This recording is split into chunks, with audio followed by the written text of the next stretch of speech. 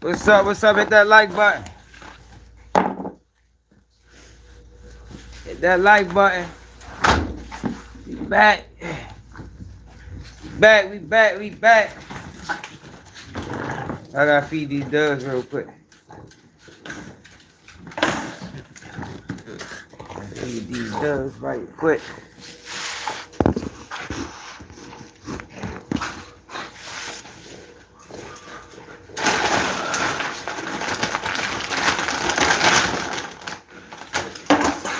Make sure you hit that like button, subscribe to the channel if you're new.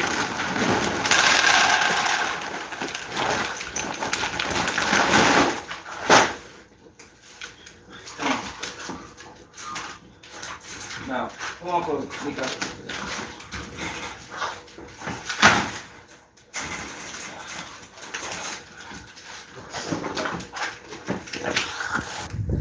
Wanna know what it is? What it is? Got a good one today, man. We got Sexyy Red. Yeah, I swear, yo. I told you, yo. These people, whoever be dictating these people movements, y'all, you out of order. Sexyy Red.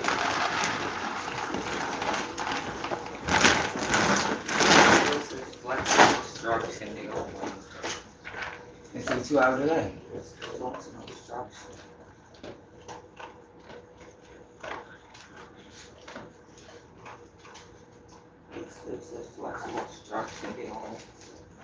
Trying to say to her, man, I gotta grab my camera, bro. I'm gonna lie.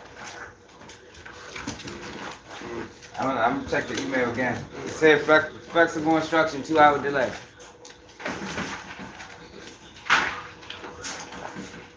That's what it said, son. Son. You said what? G-Man. One shot, what it is. But yeah, y'all, Sexyy Red, man. I don't know who be in control of these people, yo, but I know one thing for sure, they tone deaf. I don't know if they tone deaf or they doing it intentionally. But it just shows you, yo, these people that they always showing us and they giving us. I mean, I guess we heard that from Soulja Boy. So, I mean, Soulja Boy already broke the news. Look, I takes the bag. You know what I mean? Whatever they need me to do. If it's money involved, I'm going to take it. You heard me? It don't matter what they ask.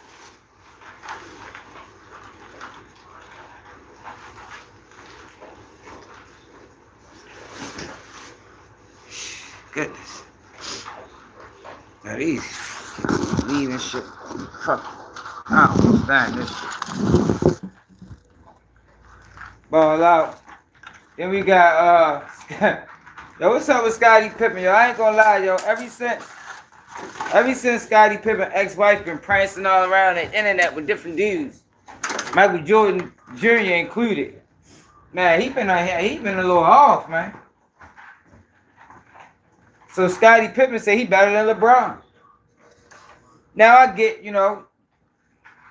I get it. You know, you don't want to put nobody above you. But at some point you gotta be honest too as well. Why is it doing this? What the fuck, the shit done froze again?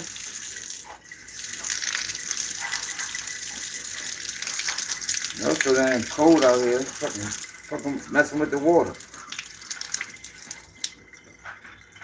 Yeah, but Scottie Pippen said he better than LeBron.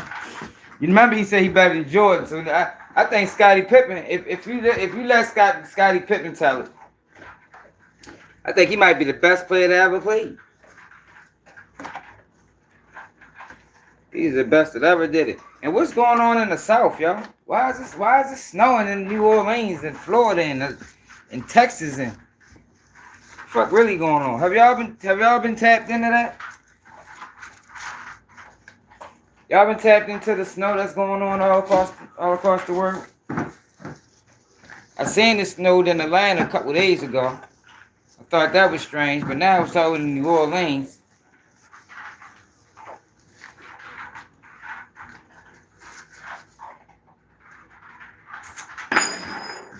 But let's get right.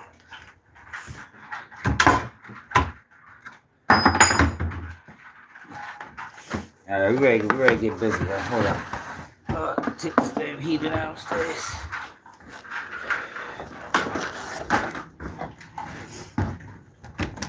Had to use this heater to unfreeze my pipes.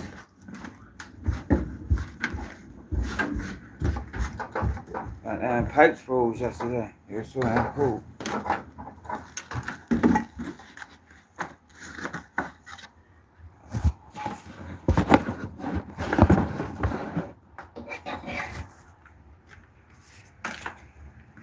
You said it's hella froze over here. Man, I'm ready to check it out. I'm ready to see what's going on.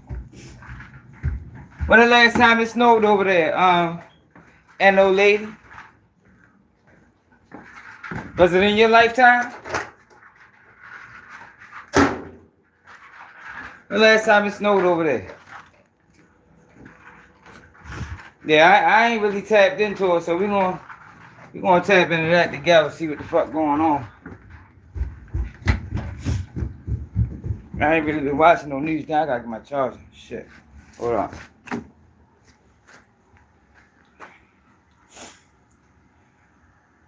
Dang, I gotta get my charger, y'all. Free phone. Y'all make sure y'all hit that like button, y'all. Support the platform, man. Cash App Baltimore swag, man. We rolling. We rolling. YouTube, they let us out the basement. They didn't put us in the basement for 2 months. So like they letting us out, you know, get a breath of fresh air before they put us back in. Y'all know how that go. You know, the thing is, when your numbers dip too low, they gotta bring you back up. So now, so you ain't got no argument when you hit them. They're like, well, you know, your numbers are typically. Like, well, that's the fucking problem. Fuck is my numbers always typical? The fuck, you feel me? Our channel gonna grow if my numbers keep being typical. Let me see this. I'm playing.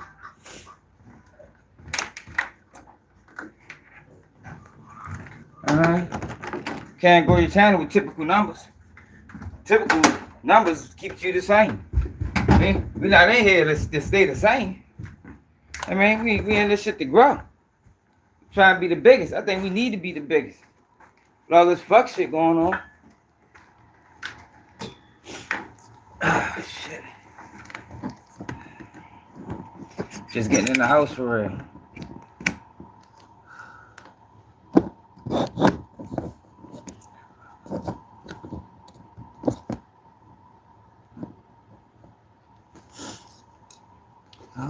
How this shit singing? Oh, all right, there we go.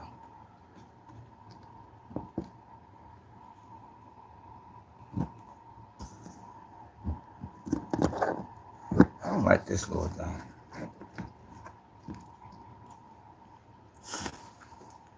Yeah. You said it's 8 to 10? Damn. You said since 1895. Whoa. Yeah, that's it. We gotta see what the fuck going on over there. God damn. It haven't snowed since 1895. Shit. Let's see. Let's check the weather, man. See what the fuck going on over there in the NO. Y'all got more snow than we got in Pittsburgh.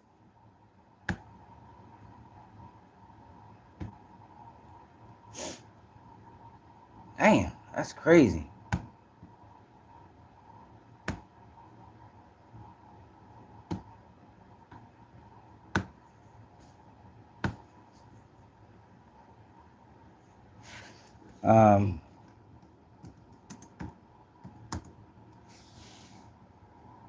Snow in New Orleans. Damn, that's deep, man. Historic snow threatens the South. So y'all ain't even done.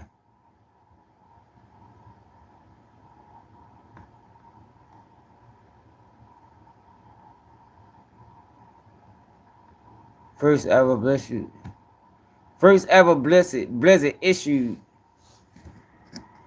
in the Gulf Coast. The first ever blizzard. And come on, man, what's going on, man? They playing with the weather, yo, or we just fucking the earth up? What y'all think it is? Combination of both? Let's pivot to weather now. Millions of Americans across the South are bracing for a rare and potentially dangerous winter storm set to bring in snow, sleet, ice, and see, the thing rain. about this, y'all, in places where it don't typically snow, a lot of times they don't have the necessary like trucks and shit like that.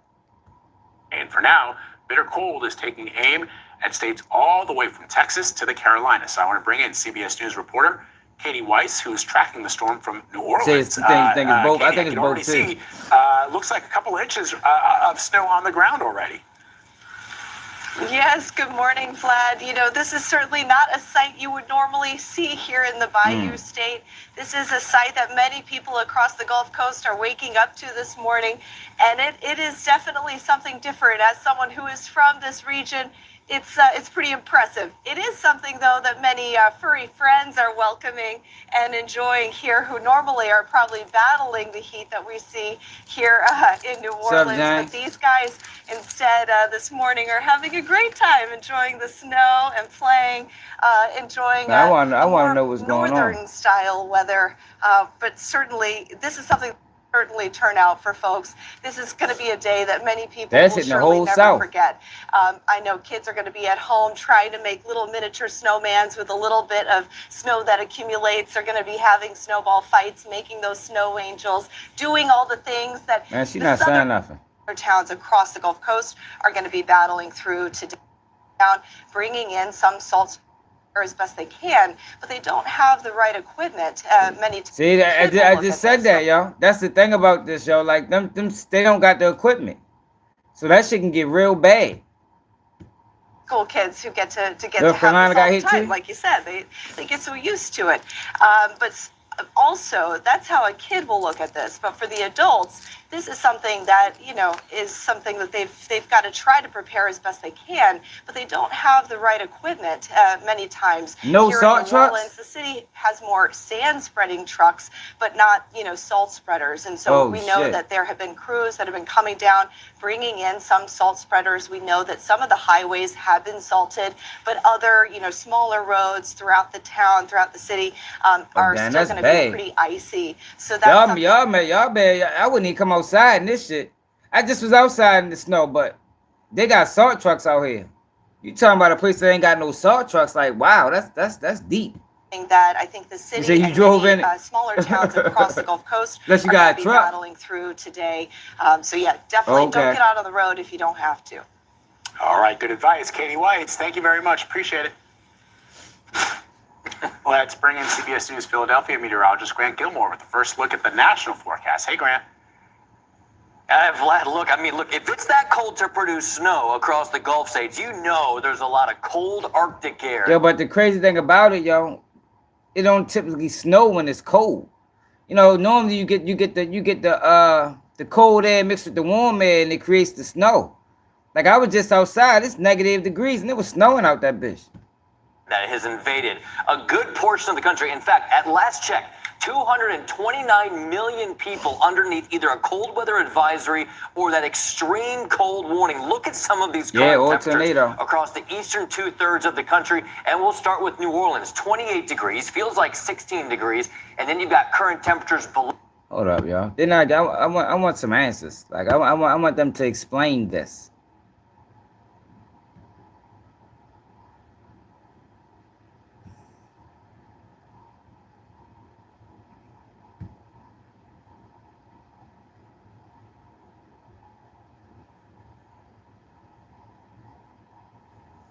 Oh yeah, you know the planets is supposed to line up this year, first time in I think since like 16,000 years or some shit. Like they said, I think we ain't supposed to see it again until another 1,000 years or something, or 16,000. That could be it. That I've never seen in my life, and I've been working at this place for almost 20 years. Right. All right. So look, we're gonna go to Paul Murphy right now, and Paul's been working here a while too. So Paul, have you done this coverage before? Not in New Orleans. It takes you back to my days when I worked for 4 years in Chicago to get this kind of snow accumulation. It is very large snowflakes. It's wet, it's cold, and it's blowing right in your face. But you know, you wouldn't think there'd be a lot of people walking around the French Quarter, but actually there are. When you think about it, there are a lot of people who are trapped here that couldn't get their flight out of town because MSY is closed for the day. It's supposed to. Y'all, you say you got 8 to 10 inches? They're all walking around looking for something to do. As you can see here on Rampart Street out in front of the station, we are getting are trying to check our flight out. So make the most of it. Yeah, it's definitely a big 40 this year. 40th birthday, yeah. So, thank you. Great. Thanks. Thank you. Jose won't soon forget. And I thought about, okay. I have a 7-year-old, and she woke us up early this morning and just jumped out of bed saying, I got some videos from residents down there. Let me go to them. Yeah, that's wild, y'all. Like, the world is changing, man. World is changing. You know, I don't know how that shit gonna work. If we gotta change with it,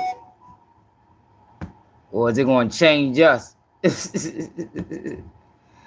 motherfucking world is changing out this bitch, y'all.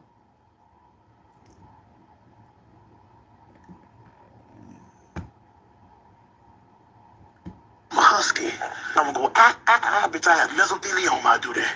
Them she ghosts ain't gonna weather this storm, bitch. Else some burnt up shit come to New Orleans, bitch, it's rolling. But be careful. I'm in a southern war, bitch. I heard they got snow bullets and everything, Lord have mercy. This is beautiful, bitch. Like, they loving it down there, because y'all don't get it that often. Like, I seen grown men on sleds. I say, man, I know they having the time of their life. So a lot of shit that we did growing up as kids, they ain't never get to do. Rolling in the snow, bitch, I'm a legend. In the 7-1, let it snow. You gotta let it go, let it snow. You gotta let it go, ho. Bitch, I bring out to a verse, call my cow. Yeah, he loving that shit. Really beautiful. You know, usually sprinkle salt. Bitch, I just hey, what the fuck is that? But down here, this is what you sprinkle right here. Creole seasoning? It gonna work? You gotta season the steps. That shit ain't gonna work. hey, none guesser, who needs Vail Resorts? We can do this in NOLA. They having the time of their life down that bitch. Hey, none guesser, who needs Vail? They outside having a party. Hey, man, straight up, man. Saturday got shit on y'all. For real. Make it right.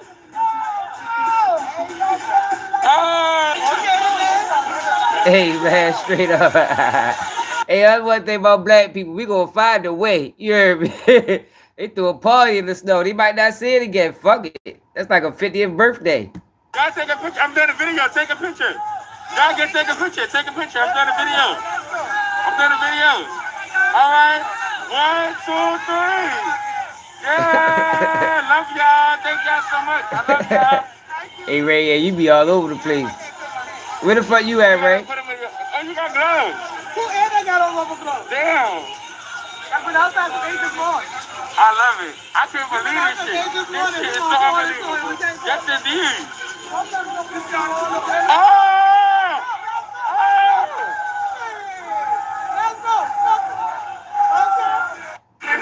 Hey, yo. Hey, yo, fuck no. Damn. That man got the golf cart out that bitch. Hey, yo. Yo, put the golf cart out.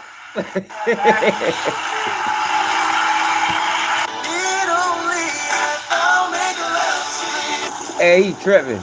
Cold as shit out there. So crazy right now. I can't play the music. Yeah, they having the time of it up. Yo, people is geeking in the snow, man. That's what's up, though, man. I'm glad they was able to have some fun out of it. This New Orleans, they going off in the NO. They going off in the Edo in the snow. They got a lot of that shit too. I had another video. Is that the only one I had? It's Florida. Yeah, there look at Florida.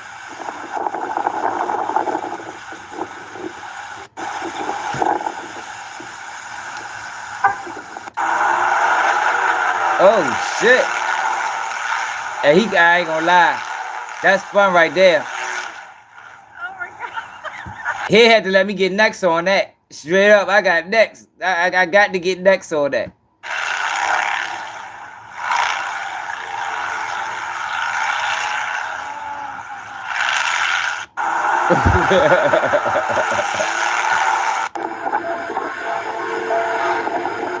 Hey yo, no yo, come on now.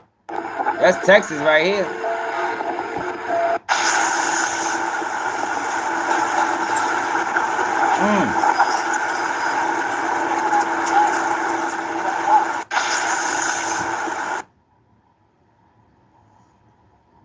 Damn.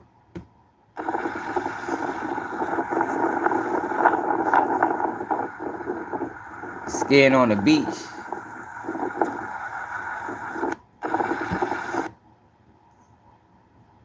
Hey, y'all got a whole lot of that shit, yo. That's crazy. Y'all got more snow than us.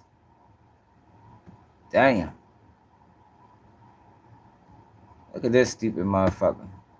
I don't get off. Blasian dog explains why she dates her apps and other members instead of her gang affiliates. What? Fuck. Y'all keep telling me fucking ops. So what, y'all want me to fuck my brother now? And I call him brother? Bitch, I ain't fucking no nigga I call brother. Sorry, not sorry. I don't give a fuck. Why y'all want to be in the same? She gonna get somebody killed, man. It's like, yo, when people just start allowing girls to get that close affiliation like that, like area fucking anyway, y'all gotta spread out some. You think it's chemical? Spread out. We wanna be in the same area fucking a whole low end, brother them, Geo Drag, y'all, but no, bitch, let me go over here a little bit. Let me go spread out. I'm gonna go this way. No, go over here a little bit. Do something over there a little bit. That's why I'm gonna tell y'all the real reason why I do what I do. I'm gonna be real. I'm gonna tell you the real reason why I do what I do. I don't wanna be all in the same peripheral fucking. That's too many niggas that I already know. So you fuck with the apps. Like, yo, that is fucking senseless. They better cut her off. Fuck you, man. She shouldn't have no gang affiliates. Each other. You know, that's too many niggas that already in the same peripheral that already know each other. So, you know, I'm gonna go scoot over some. You bitches already fucked the whole Young Money, Geo Drag, 7 Fat 7, all that, wah. Nah, you know, I try to, then my brother them at there, I'm calling you niggas brother. Nah, you know, I'm going to go over there, son, see what's up with the shit. No shade. You know? You got to be the right op, though. You got to have some money. I might sell, because if you ain't got no money, bitch, you what? I might sell. You got to have some money. You got to have some money, though. So don't say I'm just out here fucking and ain't getting none. Don't say I'm out fucking and ain't getting none. No, because yo, she sound fucking stupid. Like, it's amazing to me that people upload this type of shit. She sounds fucking foolish. You can't say I'm out fucking and ain't getting none. You cool. I might sell, because, bitch, you don't get no money. That's all I'm saying. Y'all speak on me and what I do with the next nigga from the next hood. Right here. On my soul, spread out. Just think about what I say in the back of your head, bitch. Spread out. Don't have all them eggs right there in one hood. Man, she's stupid. I hope don't nobody listen to her. She gonna get somebody killed. Let's see what this guy is talking about. I saved this earlier. I don't know what he fucking talking about. But you know, he one of the biggest sellouts that we got, that we was given in the community. But try to perpetrate real. Like, I trips off of this guy, yo. If you let him tell, he the realest thing walking. But in reality, he really a sellout. Good day, everyone. You know, there's been a lot going on. You celebrated Martin Luther King's birthday yesterday. Salute to you. That's what I did yesterday. I missed a lot of the shenanigans. And I'm catching up. Mysonne. You know, there's a lot been going on. There's this person performed at the inauguration. This person went to the inauguration. This person was with Trump. This person with the people said, oh, people have the right to make their own decisions. People should do this, and you can't judge. I want to tell you this. Everyone has the right to their own decisions, right? But people have the right to take those decisions and make the choice whether they fuck with you or not. I don't want to be friends with people who support Trump, right? And I'm cool with that. I expect when I say I don't fuck with Trump, I know the Trump supporters gonna unfollow me. They're gonna. Okay, he don't want to be friends. God damn, it's that deep. Yo, it is that deep that you don't even want to be friends with people that support Trump. God damn. Like, that shit is not that deep, yo. If you support Biden, you can still be my friend. If you support motherfucking whoever, as long as it ain't Satan, you is all right with me.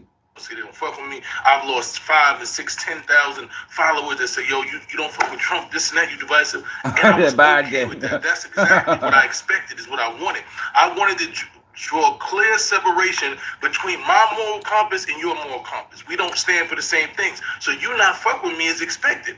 I think that people that fuck with Trump should have the same expectations of people who don't. People who understand that man is a racist, who understand that he's a threat to what we believe is civilization, to black culture, to black way of life, to our black elevation, black evolution. People who believe that, we don't want you to think that we're going to fuck with you after you fuck with Trump. You can be my favorite rapper. You can be the president. You can be all of these. Meanwhile, he's aligned with Black Lives Matter, who stole millions of dollars and did nothing for the black community. Like, how, yo, like it's crazy to me that he can even get on his phone and talk. You were screaming Black Lives Matter. They stole millions of dollars. Didn't I show y'all that video the other day from the Gotham City Guard dude? I think that's his name. How he gonna talk like that? Right? And he got this on his resume. We'll do that. Oh, I ain't never seen it.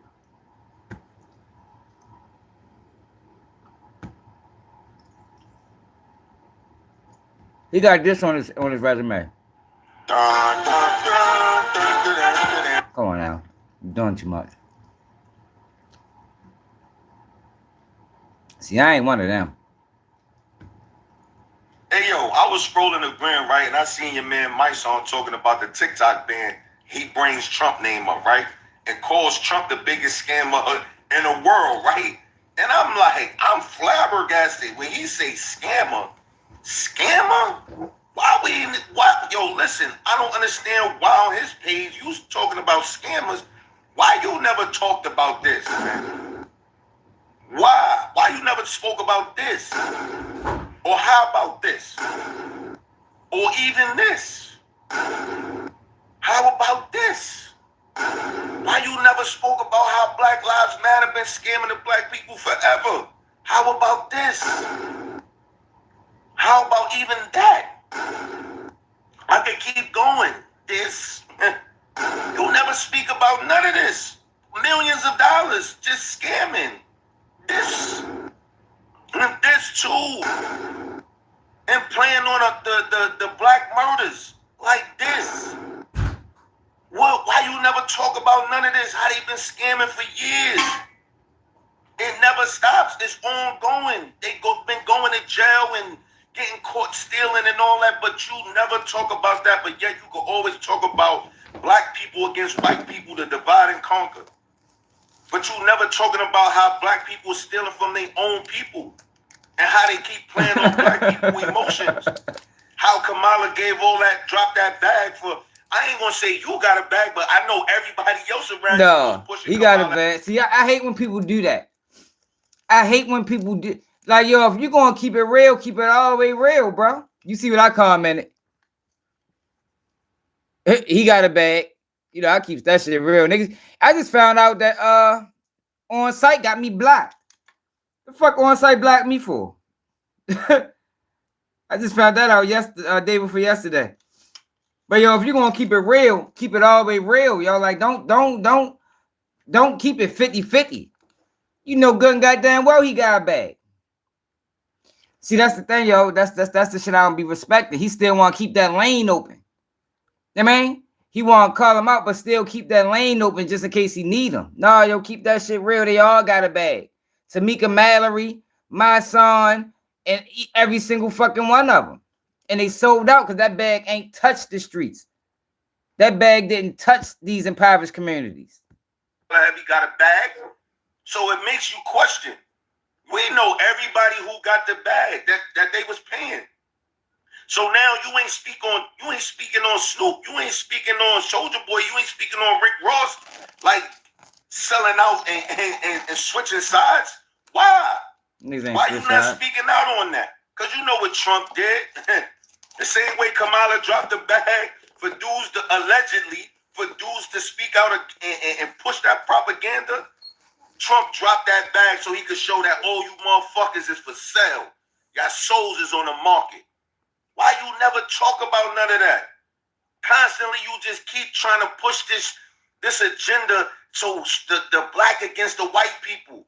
You talking about Trump is the biggest scammer. Are you shitting me? I just showed you how y'all been scamming for years. Black Lives Matter been scamming for years. But you don't never say nothing about none of that when they get locked up. You don't never speak on it. When you gonna speak on it and call a spade a spade? Ghetto gospel. Yo, I think Black Lives Matter is what ultimately turned me against the Democratic Party. I think if I can think back, I think that's what it was, y'all. It was Black Lives Matter, y'all. Because, and I wish I still had this video. It might be on my page. But I started looking at them marches. I was like, yo, this don't look like us. Who the fuck is these people? Then I started seeing the change in the movement. Then I started noticing, I'm like, yo, it looked like to me, right, that BLM been hijacked. Or unless it wasn't never real.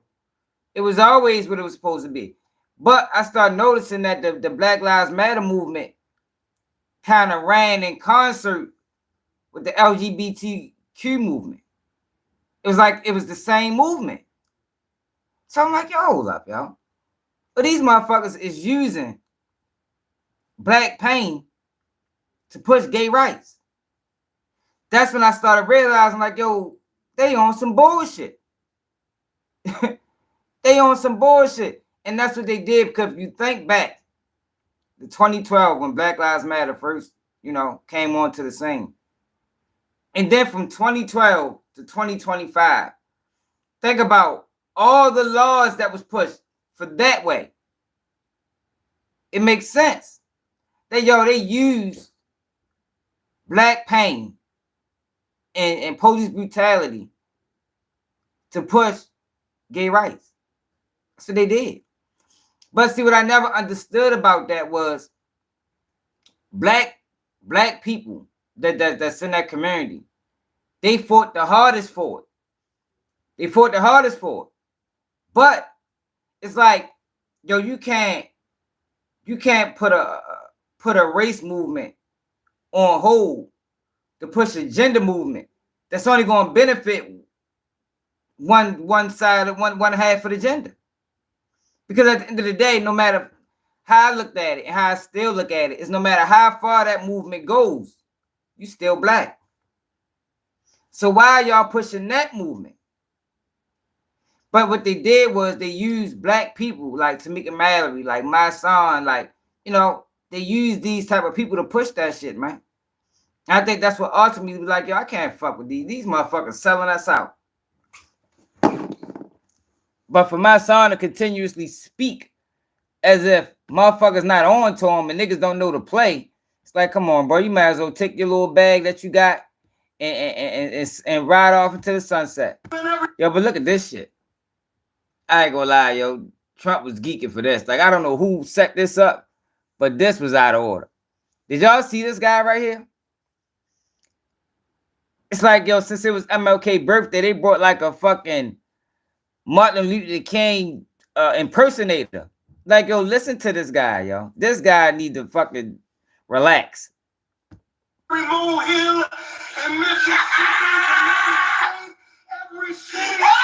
Oh, you already know. Gagging on their ass. Yo, what is he? Yo, what the fuck is yo doing?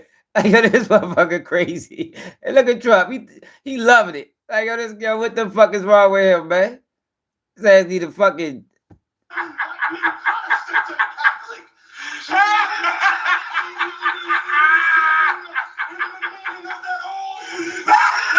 Hold up, y'all. I gotta find a video where he ain't laughing. Yeah, we gotta find that video. I think I got it somewhere. Hold on. Revoking nearly 80 destructive radical executive actions of the previous administration, they'll all be null and void within about, what, 5 minutes? Is that them over there? 5 minutes? It's your ass, Mr. Postman. Hold up. I'm still on his page.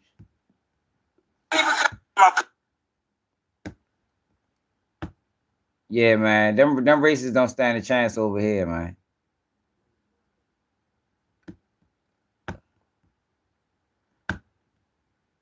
God damn, shout there with the whole ass out in New Orleans. Oh, come on now. Y'all tripping. I ain't looking at that. I ain't know that's what that was Ray's show. What the fuck? What I was supposed to be looking for, y'all? Y'all see this show? This woman in Baltimore killed her fucking father. Killed her father. Investigators learned that Chanel Reed fatally shot and killed her father, 59-year-old Brian Reed, during an argument. She just threw her life away. Beefing with her father. Like, shit's crazy. Yo, what I was looking for? Oh yeah, the guy. Yeah, I gotta talk about Elon Musk, man. Elon Musk tripping.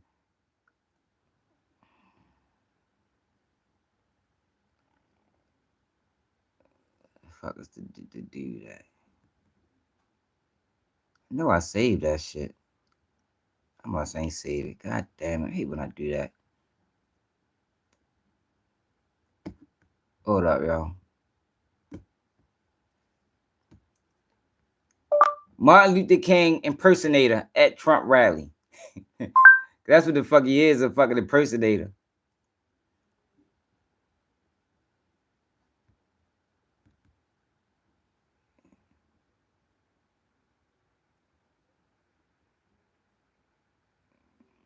Damn, y'all.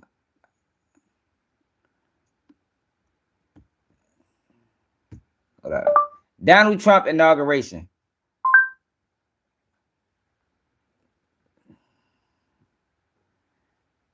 How they saying that? Here you go, right here. Maybe that's it right here. File free in the app by 218. Oh, yeah, he from Detroit. Do it yourself. Yeah, I'm gonna talk about Gorilla. I mean, Sexyy Red, crazy Sexyy Red, wild ass. We can move the hat to that. Let us pray for our 47th president. Heavenly Father, we're so grateful that you gave our 45th and now our 47th president a millimeter miracle. We are grateful that... Yeah, I don't know where they be finding these guys at. Like, they always find one. Like, I don't know where they be getting them from. And I ain't saying there's anything wrong with backing Trump, but it's something wrong with this. Like, come on, a lot of this shit, this be over the top, yo. You are the one that have called him for such a time as this, that America would begin to dream again. We pray that we would fulfill the true meaning of our creed, that we hold these truths to be self-evident, that all men are created equal. We pray that you use our president. Yo, hey, I ain't gonna be able to stop laughing, y'all. I'm gonna sound just like the video we was just watching. Open your eyes, for one, bro. Like, god damn. Like, he really having a dream. Hey, Charlene, you right. Somebody need to wake his ass up. Because he definitely dreaming. We will live in a nation where we will not be judged by the color of our skin, but by the content of our character. Yeah, here, Pastor. Heavenly Father, in the name of Jesus, we are so grateful today that you will use our 47th president so we would sing with new meaning, my country, 'tis of thee. Sweet land of liberty, of thee I sing. Yo, see, that's why I don't go to church, yo. It's this the reason, yo. What part of the reason? And you got Woody on there telling that young boy he need to go to church. To do what? The fuck? Land where my fathers died, land of the pilgrim's pride, from every mountainside. Oh, shit. Let freedom ring, and because America is called to be a great nation, we believe that you will make this come true. So let freedom ring. From the prodigious hilltops of New Hampshire, hey, get the fuck let freedom ring. This is crazy. From the mighty mountains of New York, let freedom ring. Hey, yo, no. From the heightening Alleghenies of Pennsylvania, let freedom ring. From the snow-capped Rockies of Colorado, hey, let freedom ring. From the curvaceous hilltops of California, but God, we're asking you not only that. Let freedom ring from Stone Mountain, Georgia. Let freedom ring from Lookout Mountain of Tennessee. Let freedom ring from every hill and every molehill in Mississippi, from every state, every city, every village, and every hamlet. And when we let freedom ring, we will be able to speed up that day for all of your children. Black men and white men, Protestant and Catholic, Jew and Gentile will be able to sing in the meaning of that old Negro spiritual. Free at last. Hey, boy, bro, he definitely set us back 100. Yo, he didn't have to do that. This was not needed at the inauguration. Free at last. Thank you, God Almighty. We are free at last. If you believe where the Spirit of the Lord is, there is liberty. Come on, put your hands together and give your great God great glory. Yo, this guy, yo, he is crazy, yo. I support Trump, but not like that. Like, it ain't that shit. Like, yo, these motherfuckers is crazy. Yo, but yesterday was MLK Jr. birthday, y'all. And let me show y'all what Sexyy Red decided to do. Oh, Sexyy Red. Show y'all what Sexyy Red decided to do. Sexyy Red posts a fucking picture with her and Martin Luther King Jr. Like, yo, come on, yo. Like, yo, Martin Luther King Jr., you are everything that Martin Luther King Jr. was against. So, Martin Luther King Jr., I think her niece, Bernice King, this is intentionally distasteful, dishonoring, deplorable, and disrespectful to my family and my father. Oh, this is his daughter, who is not here to respond himself because he was assassinated for working for your civil and human rights and to end a war in poverty. Please delete. I don't blame her, y'all. Like, come on. Yo, but do y'all think she did this on her own? Do y'all think Sexyy Red was just sitting around like, you know what I'm gonna do for MLK Jr. birthday? I'm gonna Photoshop a picture of me and him together. He definitely like to preach on coming to America. What y'all think, y'all? Y'all think that was her decision? I don't think it was. Now she ultimately apologized. You ain't wrong. Never meant to disrespect your family. My apologies. Just responded to something I saw that I thought was innocent. Thought that was innocent. All right, so she had more to say. Please don't project your thoughts onto me. I don't believe so. Oh, all right. Yeah, she do. Now, I have spoken out in the past about the use of in comparisons to either of my parents to degenerate other people. I don't understand this type of use, my father's image, in a way that does not convey what we know to be true about his service and sacrifice. Even if you disagree with him or with his tactics or even believe things said about him by people who hated him, why do this? I don't think she did that on her own. I think somebody Sexyy Red probably don't even know how to Photoshop. I think somebody told her to do that. But look at this shit. I be so sick and tired of these boys. And every time I try to like lay off of them, you know, Castanat, and I be trying to give Castanat a pass because I see he working with Lord Shorty from Baltimore G. He funny, and I respect that. Yo, but these streamers be out of line, y'all. Look at this. Over the ass nigga award certificate has been awarded to you. Wait, why you give me this? No, it's mine. A stupid ass nigga award. What the hell is this? I'm a stupid bitch as a nigga. Yo, what the fuck? Who are you? I'm kind of gifted. What the fuck is niggas? They got a messy Spider-Man? A stupid ass nigga award. The certificate has been awarded to you. Wait, why you give me this? No, it's mine. A stupid. The stupid ass nigga award. I swear, y'all. I don't know who is in control of these people, y'all, but it's obvious. It's a deliberate attempt at disrespect. It's deliberate. It's deliberate disrespect. Cause y'all know all these things are a stage. You know, these things are not happening simultaneously. It's all staged events. They're gonna put the camera in his face. You're gonna walk up. You're gonna give him the award, and he's gonna do this. Like, yo, get the fuck out of here. I can't stand them young kids, man. Can't stand them. And I be trying to lay off of them.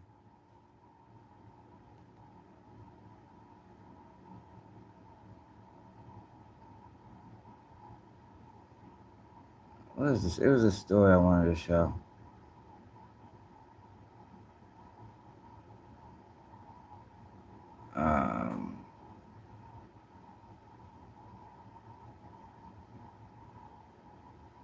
This. Cook County deputy killed in Turks and Caicos while on vacation. This was supposed to be a weekend of celebration for Deputy Mysonne Duncan. Her only son tells me she was in Turks and Caicos for her sister's birthday when gunfire rang out outside of the party, and the 50-year-old grandmother was hit by a stray bullet. I lost a lot of Viva. This just feel different. When it's being your mother. Personal birth, you only get one mother, one father. Lost the one. It's a bond between a son and his parent. When shit like this happen, yo, like the locals in these islands, they hate that shit because this fucks with the money. And them islands depend on tourist money. That's why the most money they get is from tourism. So you had these type of situations happen, that's them islands take a hit. That for Shaman Payton was suddenly ripped away. I've seen all type of travesties being in this city, but to have this hit me is just so real. An emptiness now swells in his heart as he faces a new reality without his mother, Mysonne Duncan, following tragedy in Turks and Caicos. Just wish it was someone else. Damn. Rather than my mother, but I'm a God, man. This was supposed to be a weekend of celebration for Deputy Mysonne Duncan, her only son. I don't want to put that pain on nobody else. I'll take it, but it's hard. It's hard. The 50-year-old grandmother was on her second of 3 nights on the island vacationing for her sister's birthday. Payton tells me his mother, along with 2 of her sisters, were at a rooftop party Saturday night at a restaurant when others began to argue downstairs. That's when he says a shootout ensued. Dang. People started yelling, telling people to get down, and everybody got down, and my mom got up. And then she got hit. Bystanders came, and they tried to help. But Duncan was killed by a stray bullet. The Dang. Chicago native was a 21-year veteran with the Cook County Sheriff's Office. The department in a statement to ABC 7 saying in part, "Our hearts are broken for the family." Duncan's legacy now lives on in her only child as he grapples with this unimaginable loss. Damn. Mama, I love you. Yes, I don't want to put that pain. There ain't a person in this world that's going to be able to change that. So heartbreaking. Yeah, now that's a Turks and serious. Caicos man was also killed and another person was hurt in the shooting. Police say it doesn't appear Deputy Duncan and the other 2 victims were the intended targets. No one has been arrested.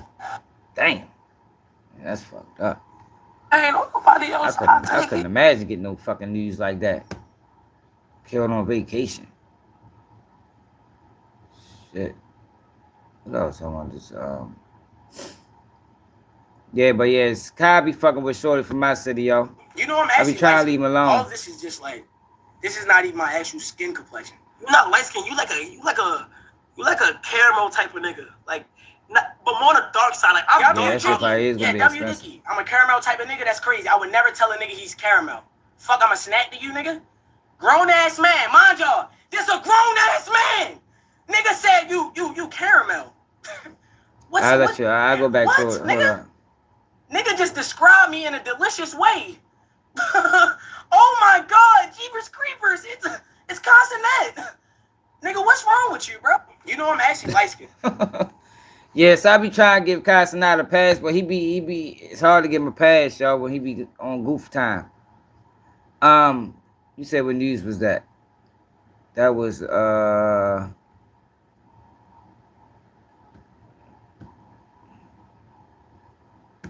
This was supposed to be a weekend of celebration for ABC 7. ABC 7 News. And no problem. Have y'all been keeping up with what's going on with Offset and Lil TJay? So Offset posted Lil TJay $10,000. And TJ called him broke. So this is what Offset is coming off like a clown to me, y'all. I'm gonna keep it all the way real. He is coming off like a clown. Like from the shit that be going on with him and Cardi to this, it's like, yo, what's up with y'all? Shit in there. Yeah, deep too. Motherfucker ain't just, motherfucker deep. Motherfucker in there.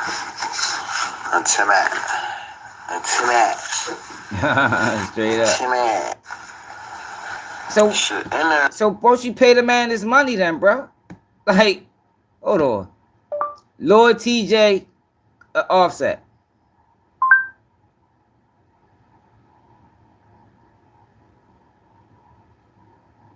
So that's all urban news.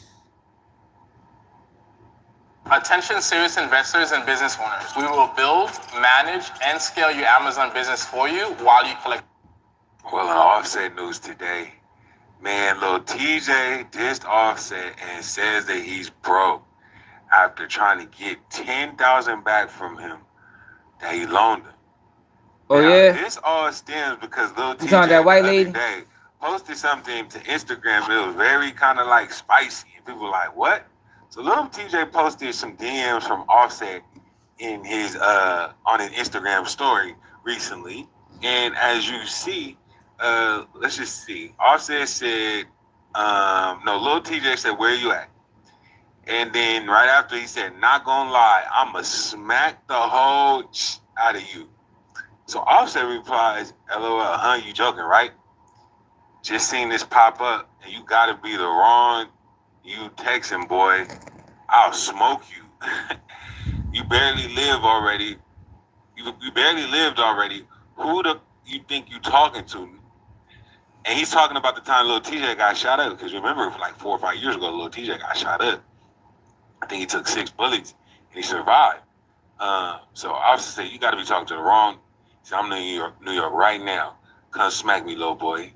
And so he said, I'm in Miami. He said, Offset said, if that's stopped, DM me for trace reasons. He said, nah, I'll never that low, bro. I just want my 10. And his Offset says, pop, just in case.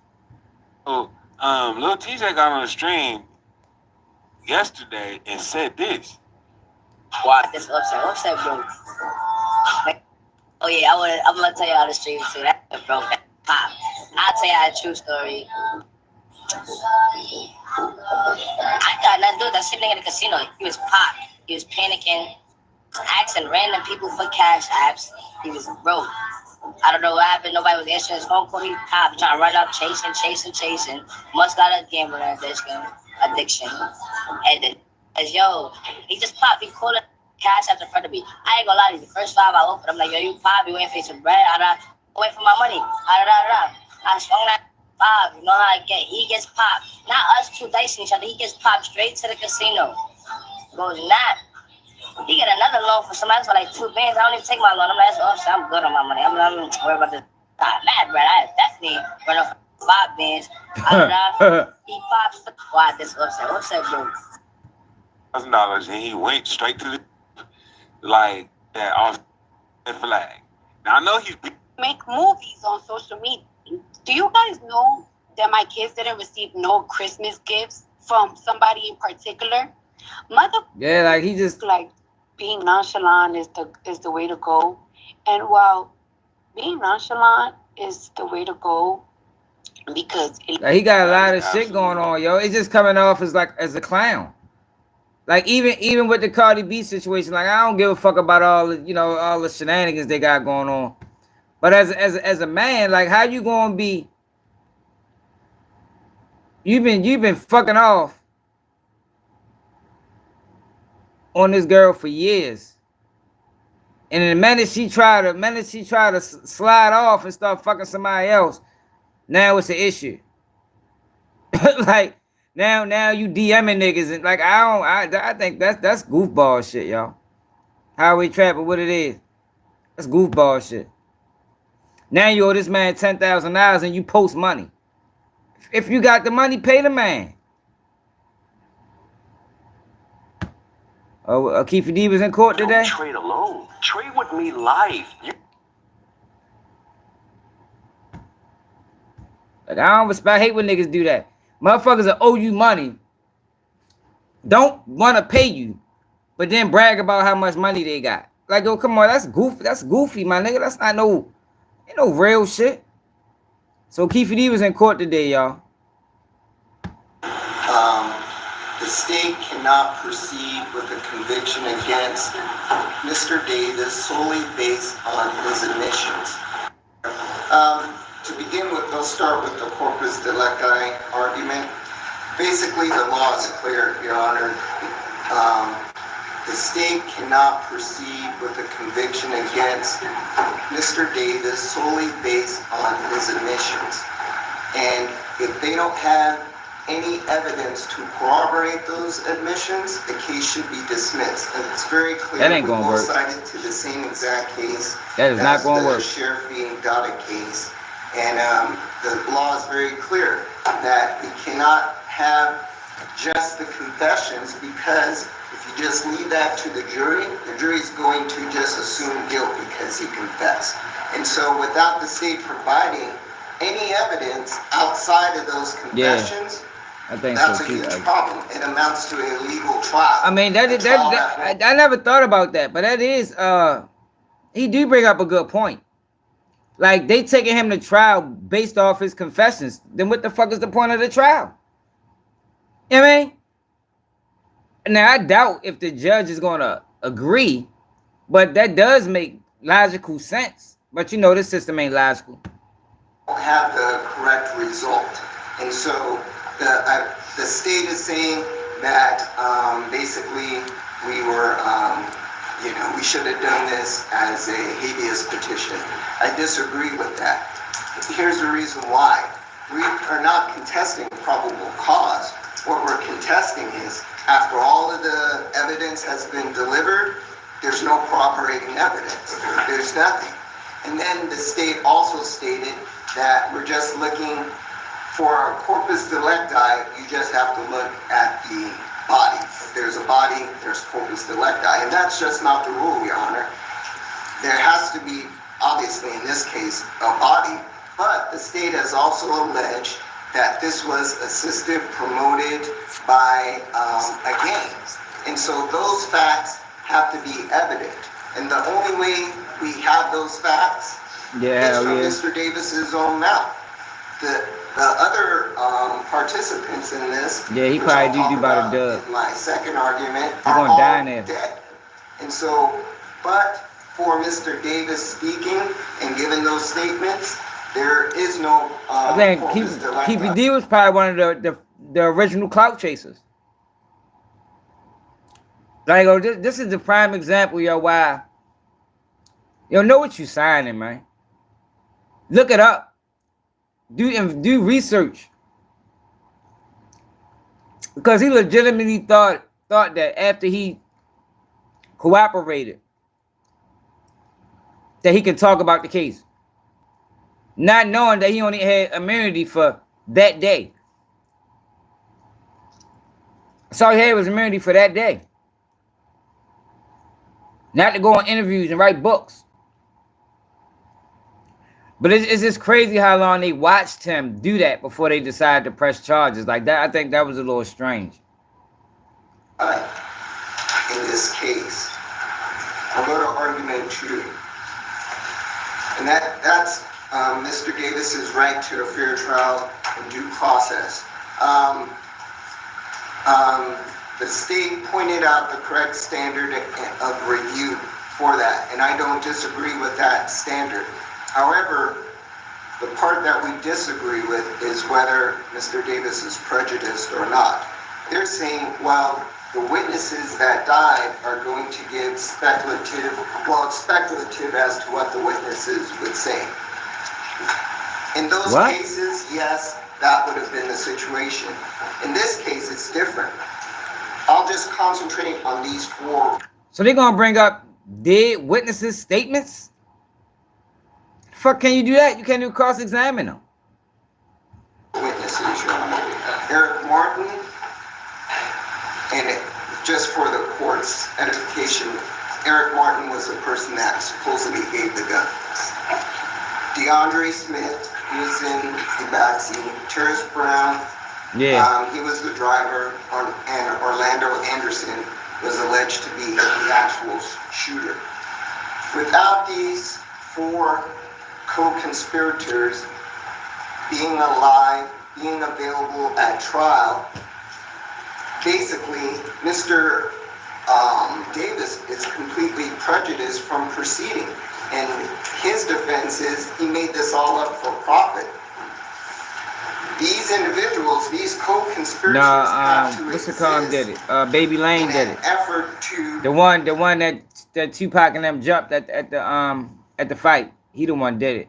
But this is his uncle. He admitted on several interviews and wrote a book about how the whole murder went down.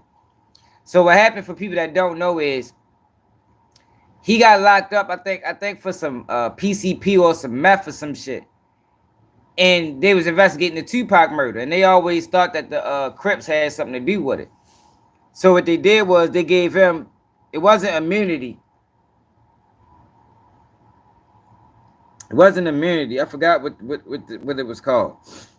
Was it qualified immunity? That wasn't immunity. What was it called, yo? What's the deal that they gave Keefe D? It wasn't immunity. It was partial immunity, I think. And he didn't know that you can only get away with what you're saying in this instant. You know, like in this sit down. If you release this information outside of this sit down, that's against the deal. That's against the deal. And he didn't know that. So he started writing books and started going on interviews, and the whole time they just watching. They watched him do this shit for about 5 years before they decided to come down with these charges. Kill Mr. Tupac Shakur. If they're not alive, if Eric didn't give him the gun, if DeAndre wasn't the driver, if Orlando didn't shoot, we don't have a murder according to the state's theory, which is following, again, solely the omissions. So we go back to when was this information available to this state? I would allege that it was available all the way in 1996. Everybody knew Orlando Anderson was in a fight with Tupac. Well, he wasn't in a fight. He got beat up by Tupac and other members of his gang viciously. He was the #1 suspect right off the bat. There should have been an alert. The police should have been searching for Orlando Anderson, but we always knew where he was because he went back to LA. They could have been in contact with him. They could have gotten statements from him. They could have gotten statements from Mr. Davis. They could have gotten statements from Mr. Martin. They knew all of these players way back in 1996. I don't know what happened. I'm sure Mr. Giacomo doesn't know what happened in regards to why the district attorney's office did not proceed with prosecution or at least an investigation at that time. But it's a tactical delay that goes severely against my client because now all of all the way to 2009. In 2009, the Metro officer comes down to LA and gives us, Mr. Davis gives the statement. That statement, all of the elements of this murder and what the state will attempt to prove at trial if the trial goes forward, is what Mr. Davis had said. They had that information. They did no investigation. At that time, Eric Martin was still alive, and also Terrence Brown was still alive. Orlando had passed in 1999. I think DeAndre Smith in 2005. But at least two major players in this co-conspiracy are passed. The DA's office, again, does not do any investigation beyond that. And so, with that, we feel that my client's sufficiently prejudiced. No, y'all, I don't think that's what it was. He didn't have full immunity. Let me see. How was Keefe D able to be charged with Tupac's death after being granted immunity? According to APnews.com, Las Vegas, the only suspect ever to be charged in the 1990s killing of rap icon Tupac Shakur in Las Vegas, has lost a bid to have his murder case dismissed. No, that's not what I'm looking for.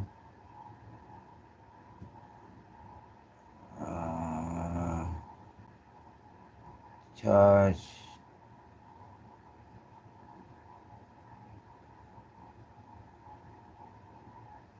Hey man, so all this shit is news from the last couple of days, last couple of hours.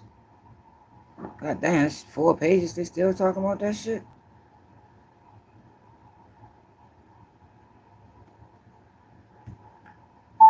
Keefe D charged in Tupac's murder. Keefe D. Dwayne Keith D. Davis.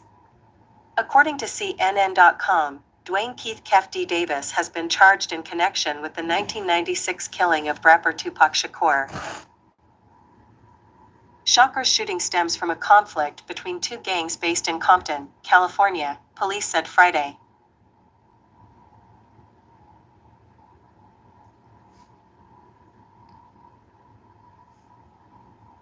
Older than that, last 5 years, we conducted countless interviews, corroborating numerous facts that were consistent with the crime on the night of the incident, but also corroborated and were consistent.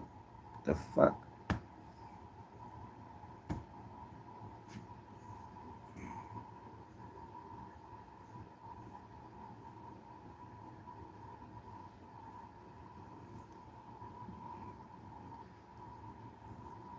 Compton Crips. Death Row. After the match, both crews left.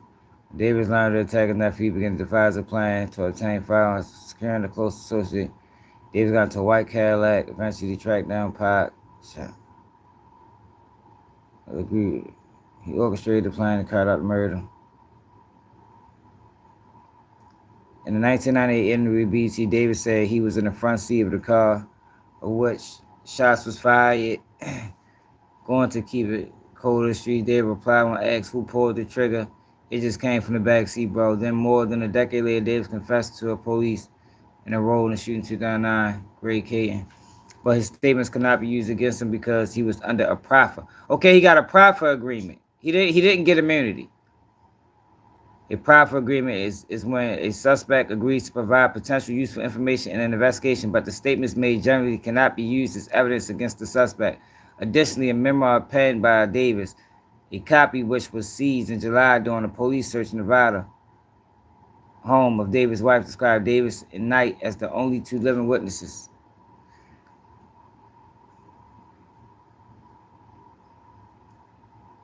Davis talked himself to jail.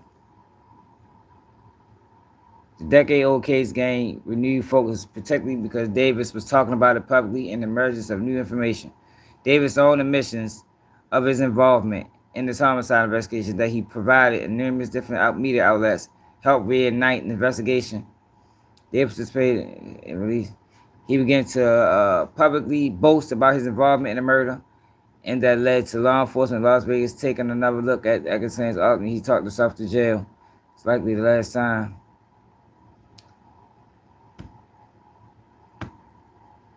What are rules of a proffer agreement? Understanding federal proffer agreement's obligation for the witness, target, or suspect to be complete and truthful. The first rule to understand is that you must be both complete and truthful. No promises of favorable consideration. Direct use. Impeachment and rebuttal use. Derivative use. Waiver of rights. Plus more.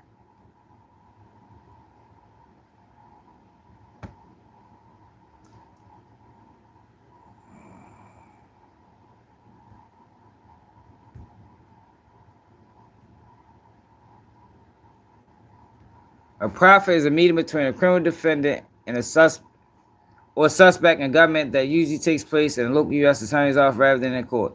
At the proffer, the defendant is represented by counsel and the government is represented by the federal prosecutors along with the investigating agent.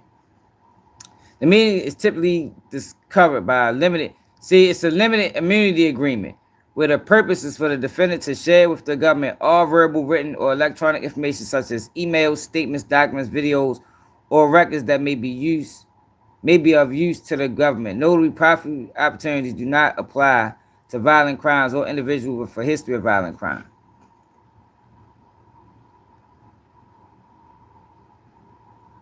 Yeah, so he didn't get full immunity.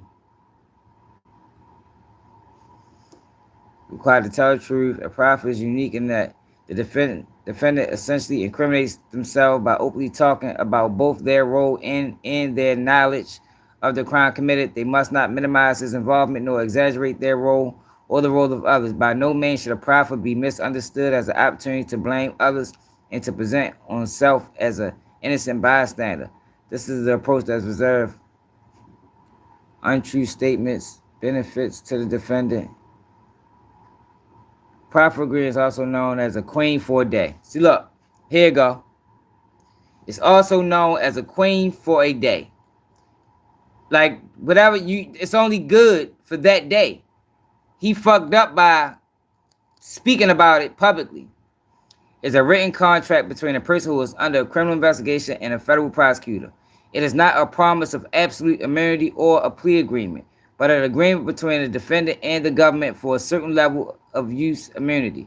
A proffer agreement is often a door to making someone a cooperating defendant who may be eligible for a favorable, less severe sentencing recommendation. The government will agree to provide the defendant with several important benefits in exchange for receiving valuable and true information in order for the defendant to enter the proffer agreement. Although the proffer agreement will explain that no concrete promises can be made regarding the outcome of the defendant's case, the government will agree not to use the information provided by the defendant during the proffer against them in court, except under very limited circumstances. The government will further agree that if the defendant is ultimately charged and convicted, the government will not seek to enhance the offense level based on statements made at the proffer session. However, the government can still seek enhancements for certain facts that exist independently of the proffer agreement, according to derivative use. The government may make derivative use of information during a proffer.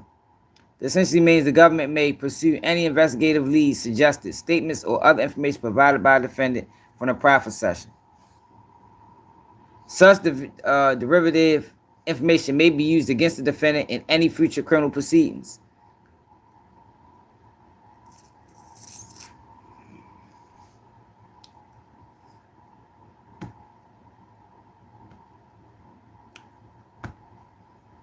Why are proffer agreements called queen for the day?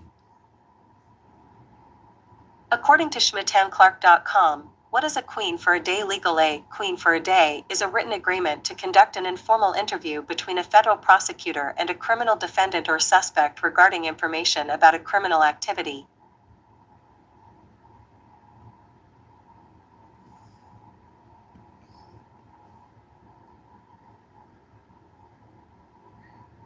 Yeah.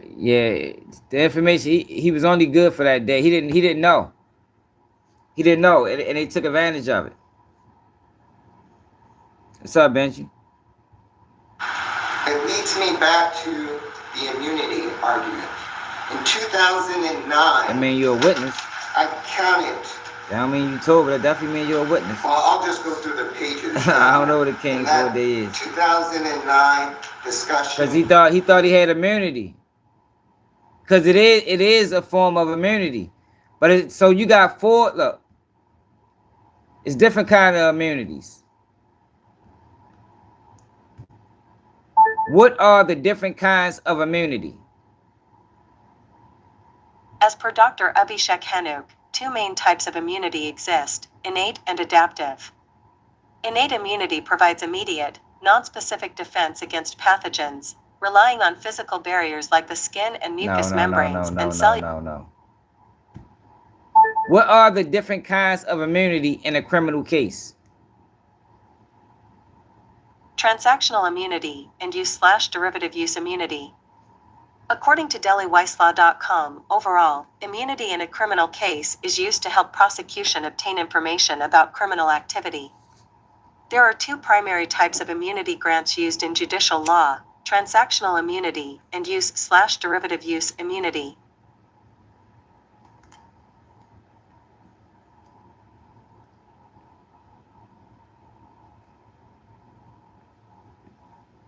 Yeah, he didn't have full immunity.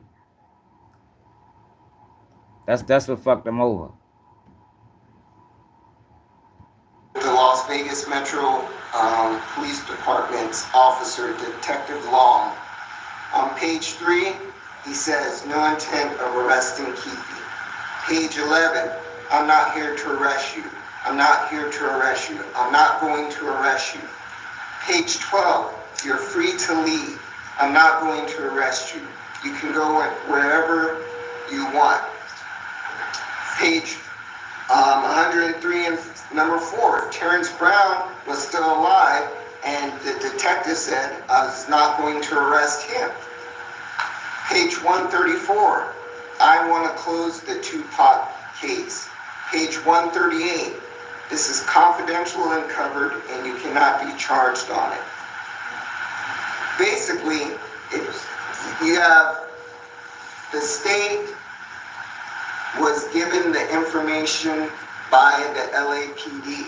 The LAPD had a immunity agreement with him out of the 2008 confession. The 2009 confession came by a product of Detective Dupree. Detective Dupree set that up. The only reason he set that up and why my client would have agreed to was that everybody was on the same page, that immunity was going to be provided. If it wasn't, how come he wasn't arrested right then and there? Because he said, I got the gun from Zip Martin. We were in a white Cadillac, I handed it to the back seat, and then Orlando took the gun and shot Tupac. All of that information is back there in 2009. But again, the DA office, and again, it's not these players, it's not Mr. Wolfson or Mr. Giacomo. That decision was made back then not to proceed with the trial. And now it's the state's burden, we believe, to show why they did not go forward and prosecute. They just can't sit here and say, this is the day. He was in court today.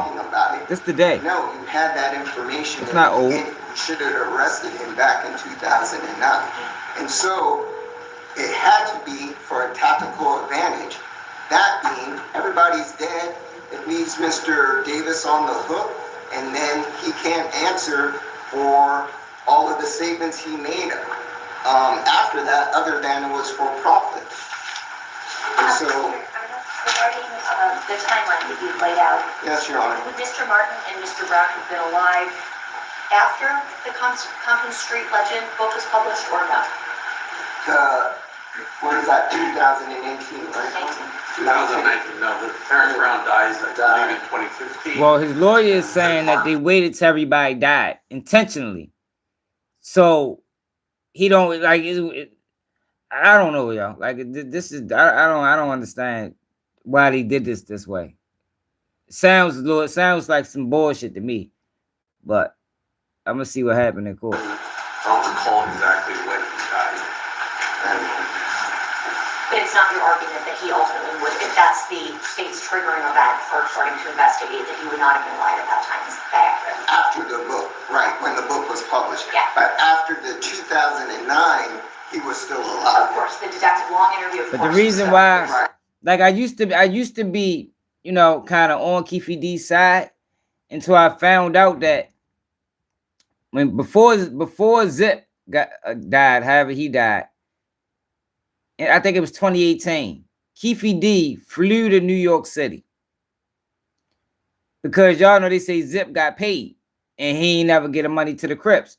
So Keefe D flew to New York City and tried to get Zip to incriminate himself about the murder of Tupac, right? Basically said that he got money from Puff. Now, he never admitted it.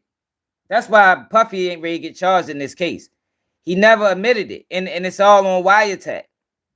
I think it's online. We'll see if it's online after, but it's all on wiretap. Then after that, after Keefe D saying that he couldn't get Zip to talk, he started talking to he started talking to Zip about his nephew. You know, cause Zip, which was fucked up. He like, well, you know, I ain't in the drug game no more, because that's when Keefe D started talking about drugs. It's like he trying to get Zip jammed up on anything, because Keefe D was fucking working with the feds. And Zip mentioned that his nephew is in the game, but he out the game. But I don't know if his nephew ever got locked up. I don't know if Zip ever, you know, made that connection with Keefe D and his nephew. But that was fucked up for Keefe D to do that. So I'm like, man, Keefe D, you on some bullshit. I mean, you already told once, you know, to get out of the situation. Then you try to get this man jammed up, which ultimately got Puffy jammed up. Now look at you. Now you in this bitch in a tight spot. But that's what happened, yo, when you're not moving with integrity, man. You fucked yourself over. Trying to fuck everybody else over. What's up, Atten? Alive, but except for Mr. Anderson and Mr. Smith. Okay. I just wanted to make sure I had it. Yep. And outside of any other questions, Your Honor, we submit. Okay, thank you, Mr. Arnold. Mr. DiGiacomo, anything you wanted to add? Just briefly, as it relates first to corpus delicti, that's death by criminal agency. Obviously, Mr. Shakur didn't shoot himself, so that is satisfying homicide by proof of the facts and circumstances which were testified to by the grand jury. And it is an argument.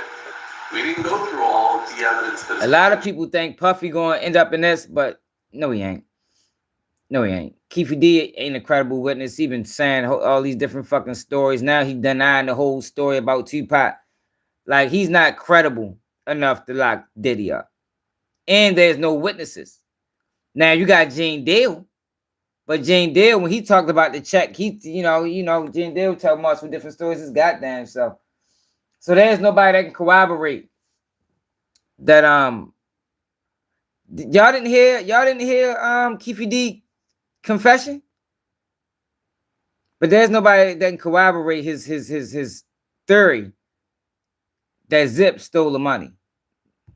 Actually out there, their argument is there was insufficient evidence presented at the grand jury in order for them to be held under the corpus delicti. I'm gonna pull it up. Even if you were to take it a next step further and say you have to have some evidence of a conspiracy independent of the bullets in Mr. Shakur, there's clearly at least a driver and a shooter, so evidence of a conspiracy exists.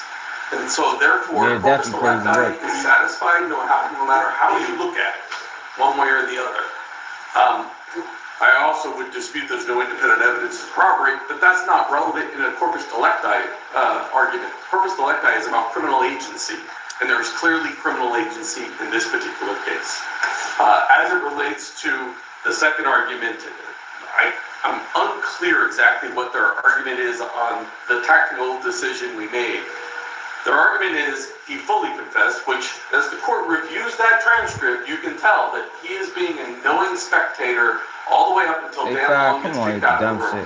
Then his lawyer and Detective Dupree have a conversation where his lawyer tells him, hey, if you say the wrong thing, this guy can arrest you. And as you well know, because they're in California, Dan Long can't arrest him. Dan Long has to come back here, submit a warrant for for his arrest and take him into custody. Detective Long never tells him that he has immunity, but even if he did, all that would go to is the admissibility of the statement, because Detective Long doesn't have the authority to issue that, nor do the LA DAs or the LAPD or the federal government.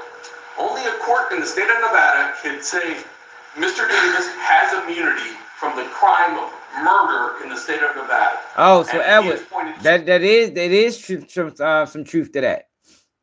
They couldn't even grant it, so that is true. They also, not that he didn't have full immunity, like Edward was saying, they also didn't have immunity in Las Vegas.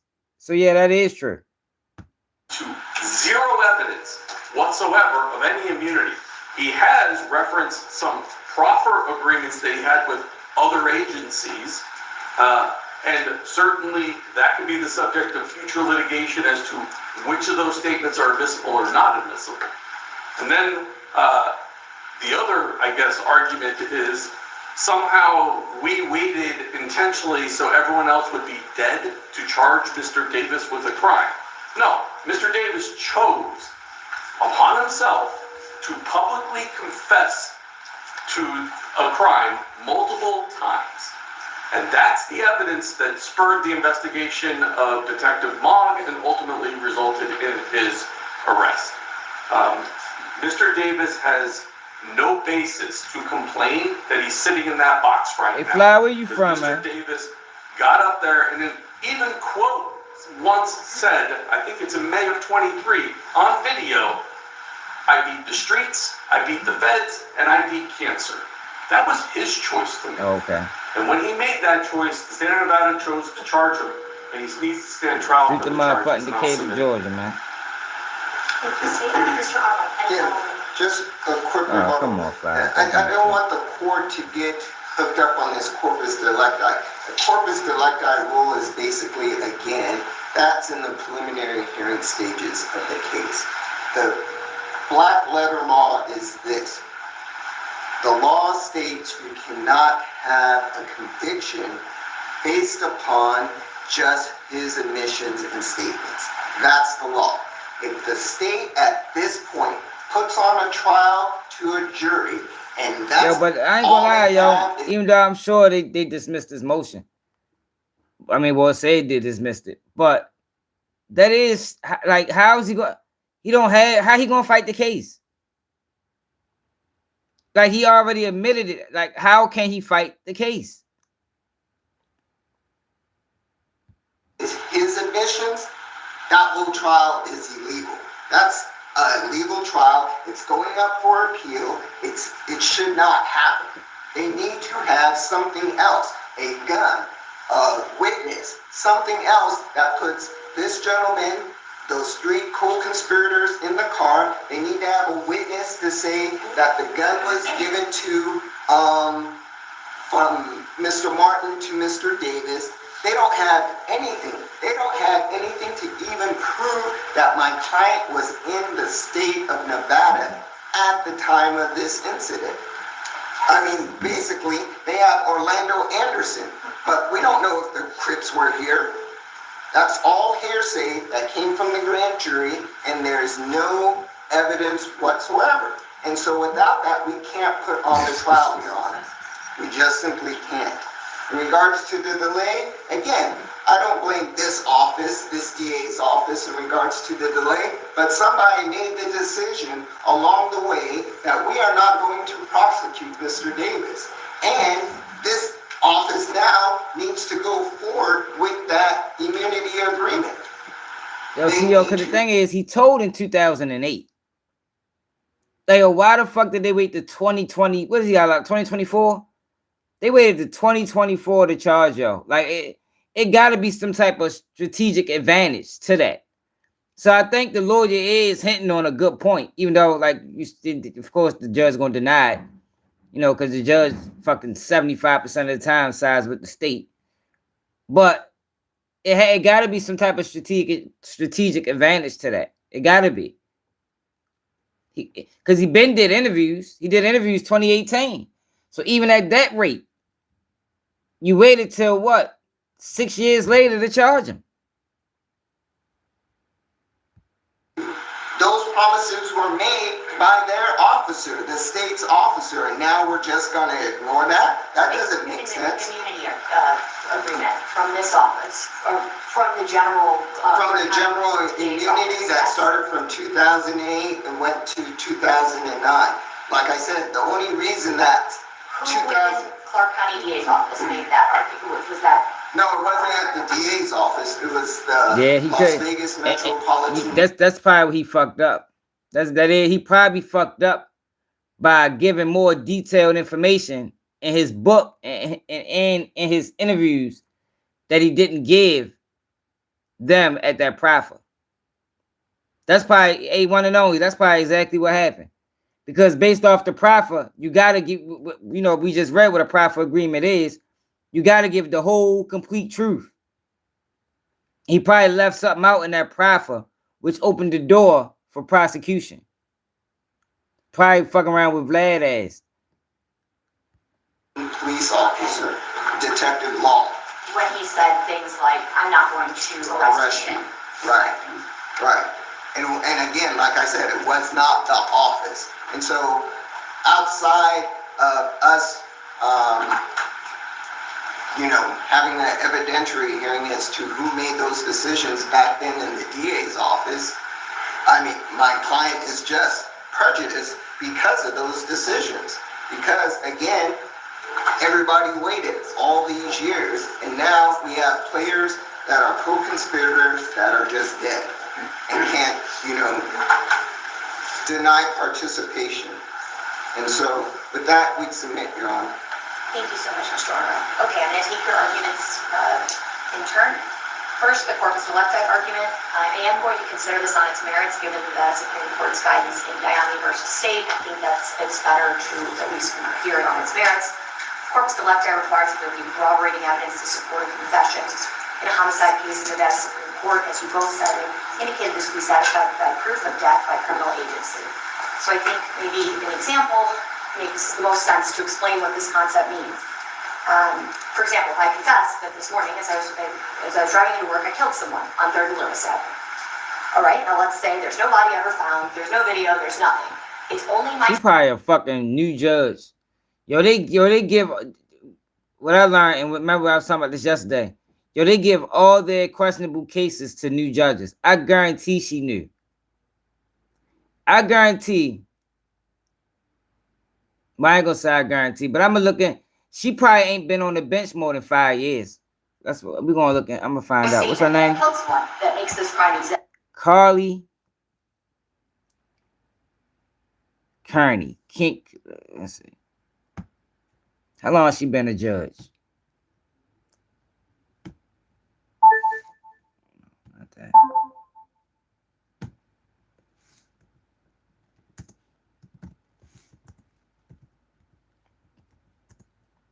A circuit court judge.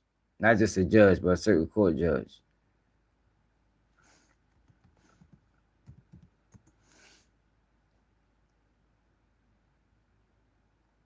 K-E-I-R-N-Y.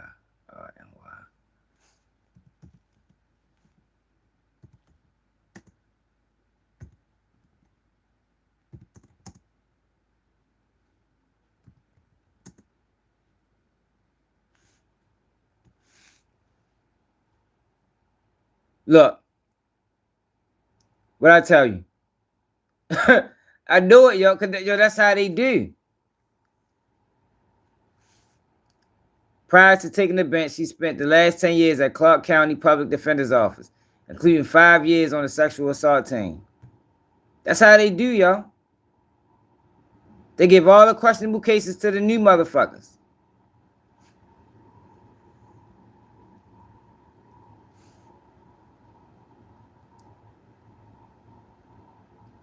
And she's, so they trying this in district court?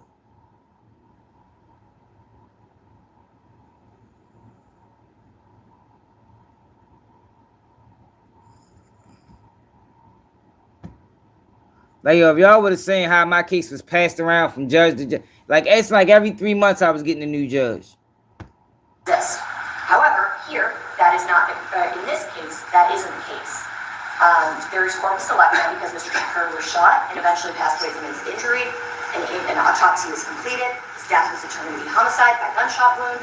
And ultimately, it's a situation where the crime has been established.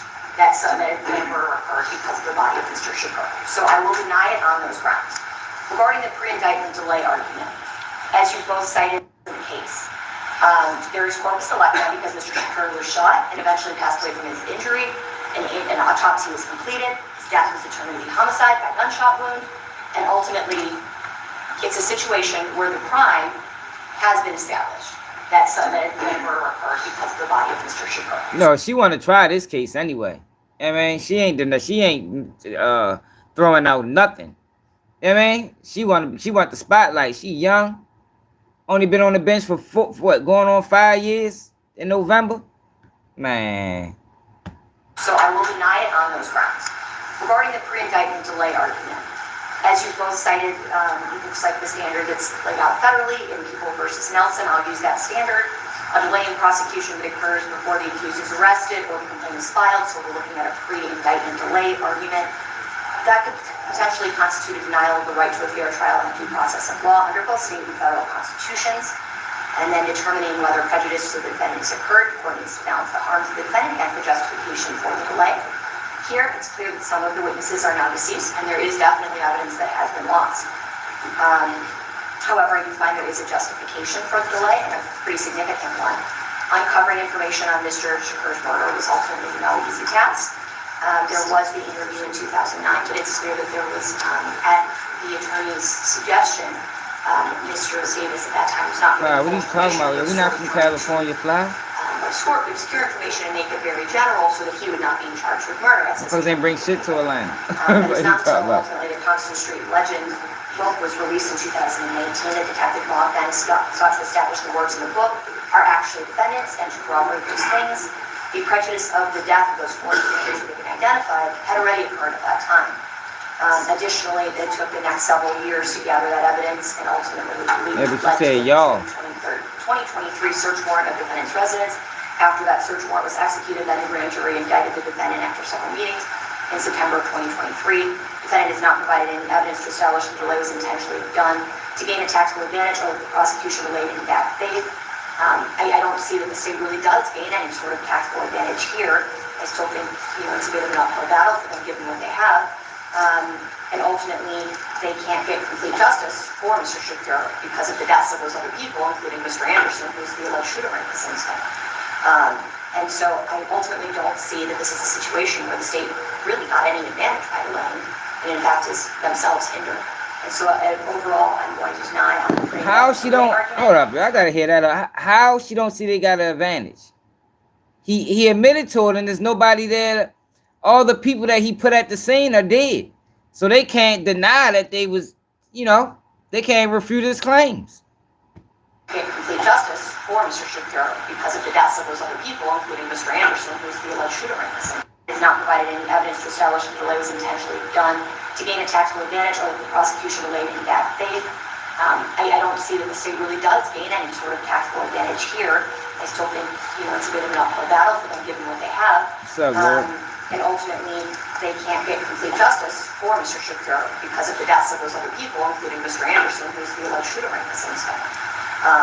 And so I ultimately don't see that this is a situation where the state really got any advantage by delaying, and in fact is themselves hindered. And so overall, I'm going to deny on the pre-indictment delay argument and return to the immunity argument. It's fairly clear that the state of Nevada has never offered the defendant any sort of immunity. The federal government did in some capacity, but it doesn't appear to be complete transactional immunity. The court agrees that the interview... Remember we just heard derivative immunity and transactional immunity. He got derivative immunity, which is queen for a day.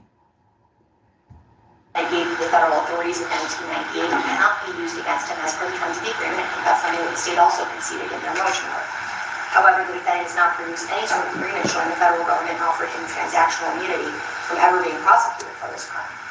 In the 2009 interview that's been referenced multiple times throughout these arguments, Detective Long's assurances of not arresting Mr. Davis Keefe D really go to whether he was in custody for purposes of Miranda or things like that.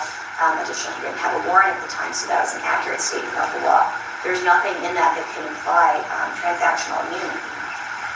Additionally, I gotta run that back, y'all. I ain't gonna lie to you, I be checking in and out. So I get to thinking about some shit and missed everything she said. How she come to that conclusion? However, the defendant has not produced any sort of agreement showing the federal government offered him transactional immunity from ever being prosecuted for this crime. In the 2009 interview that's been referenced multiple times throughout these arguments, Detective Long's assurances of not arresting Mr. Davis really go to whether he was in custody for purposes of Miranda or things like that. Additionally, he didn't have a warrant at the time, so that was an accurate statement of the law. There's nothing in that that can imply transactional immunity. Additionally, his defendant's attorneys at that time of that 2009 That's fucked up. Yo, I swear, yo, I hate when the prosecutors talk. Like, he probably was... I'm gonna tell you what was going... When his defense attorney was talking, he was feeling real good. Matter of fact, you seen him shaking his head and shit. The minute the prosecutors start to talk, man, all that shit just go out the window. Like, goddamn, you dirty bitch. You just fucking everything over. And now the judge is standing with the prosecution, so he already see the writing on the wall. Well, kind of show the opposite conclusion, that he is concerned with the defendant being charged with murdering Mr. Shakur, and that, which leads me to believe that Mr. Davis did not have transactional immunity in the view of his attorney, and that's why his attorney advised Mr. Davis to keep it vague. And at that time, Mr. Davis didn't listen to his attorney. But his subsequent interviews and his He definitely should have kept his mouth closed. He was clout chasing. As the years passed, Mr. Davis revealed additional information on his own volition and presumably for his own pecuniary interests. You hear that? Hey, that's what it was, one and only. The additional information got him fucked over. That's why, yo, it is pivotal. It's pivotal. Yo, when you sign these plea deals, or I hope you don't be signing proffer agreements, but know what you signing, man. Read up on that shit. I got fucked over like that. My first case, I caught a handgun case with possession of marijuana, right? So I caught a handgun with a possession of marijuana. So when I went to court, this is my first case. So I just turned 18. You know, your first pistol case is a misdemeanor. So what happened was I copped out the 6 months probation. They put the gun charge on step. Now, part of this step was I couldn't be in trouble for 3 years. Or was it a year? It was 3 years or a year. Whatever it was. But I wound up catching another case before the time frame of that step ran out. So now, years later, I tried to get that case took off my record. It told me I can't, because I violated the terms of the step. But I didn't know none of that. Like, I didn't know none of that. I didn't know if you catch a case within this time frame. Now that's just stuck on my record forever. But that's why it's important, yo, to know what you signing. You take a plea deal, the same day you get home, man, research that bitch, because these people fuck you over. It's always loopholes. It's loopholes to every law. And these police departments and these state's attorneys, and you know, they'll find them loopholes if they want you bad enough, man. And they gonna execute them bitches. Connected him to this the alleged death of Mr. Everybody that did time don't know law, man. Hands, and I do find the state is entitled to use that information, really given by defendant with no prompting by governmental authority and released to the public in its prosecution. So I'm going to deny the motion on that grounds. Overall, the motion to dismiss is denied, and the state is clearly ordered consistent with this ruling and with its opposition. Thank you, Will. All right. Regarding trial readiness, where are we at with that? Can I approach her? Of course, yes. Give me 1 second to pull up. Yeah, I don't feel bad for him either. Like I said, I did feel bad for him until I found out he did all that bullshit. Keefe D tries to set up Zip. No, not PPD. Keefe D.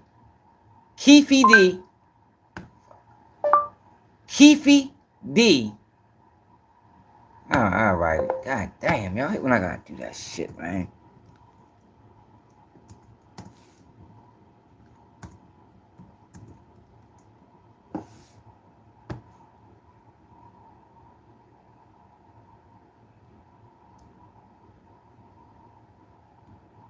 audio. Oh shit. Keefe D. Shit. The fuck can't fucking spell. OIU. Here you go right here. Y'all people zip up. I don't know if it's on recording, but he tried to set Zip up years later, like 2018. Before Zip died, this motherfucker went down to New York on a federal ticket. I mean, the feds paid for the whole thing. Went down to New York with a wire. Zip had a restaurant. Sat in Zip restaurant and tried to get Zip to admit that Diddy paid them for the hit. Well, Zip ain't admitted. Zip said, I'm not in the game no more. So what Keefe D tried to do is start talking about drug selling. Zip said, I'm not in the game. He said, yo, but my nephew be doing little shit. That's when I'm like, oh, Keefe D a slime ball. Man, fuck yo.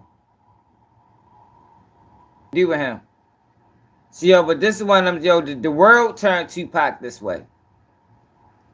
You know, Tupac wasn't on no gangster shit. Tupac turned gangster when the world turned, you know, the environment created Tupac. You know, after he got shot.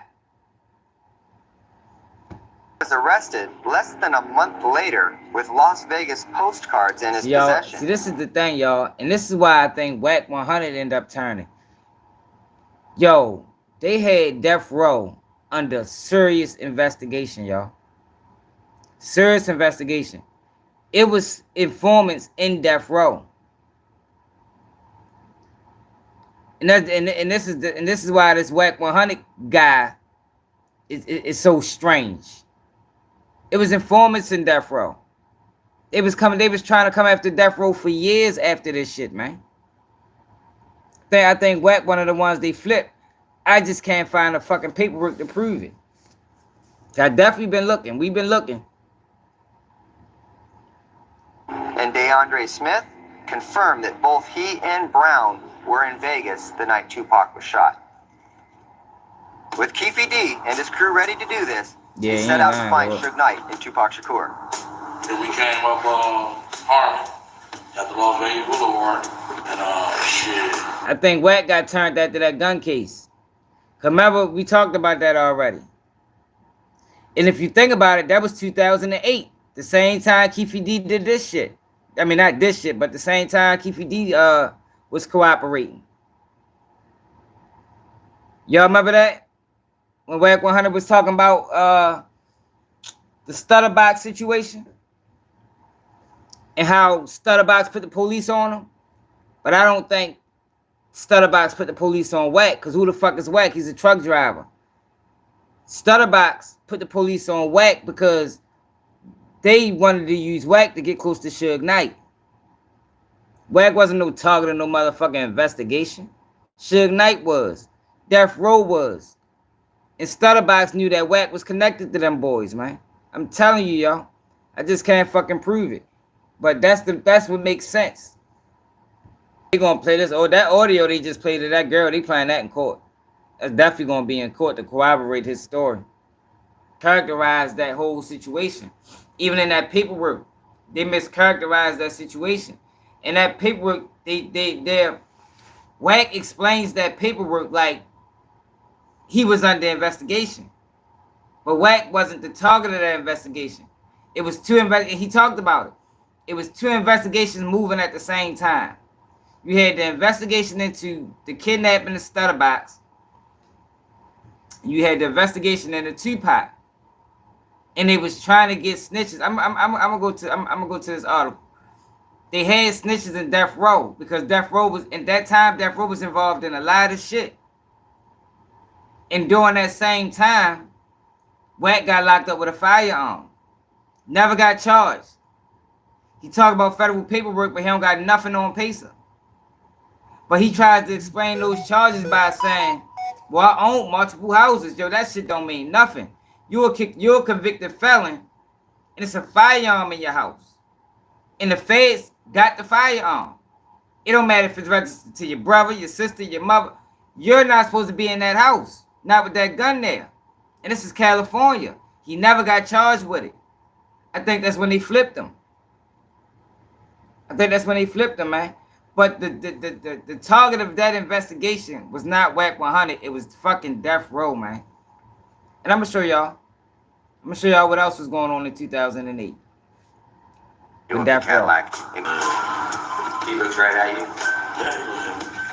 Why are you looking at me?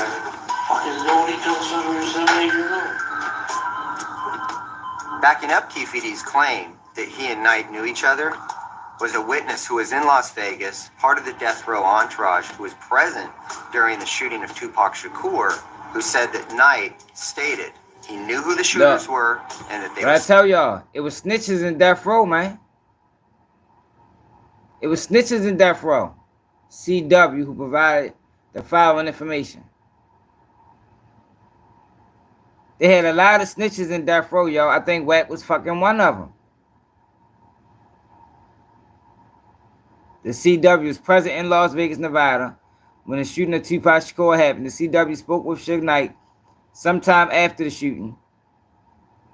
Knight told him he knew who the shooters were, but would not identify them. Knight indicated that the shooter was from Compton Crips from the South Side. Knight said the bullets were meant for him and that there were 3 contracts out on him. Southside Crips. I seen a bullet going Suge in. I thought he was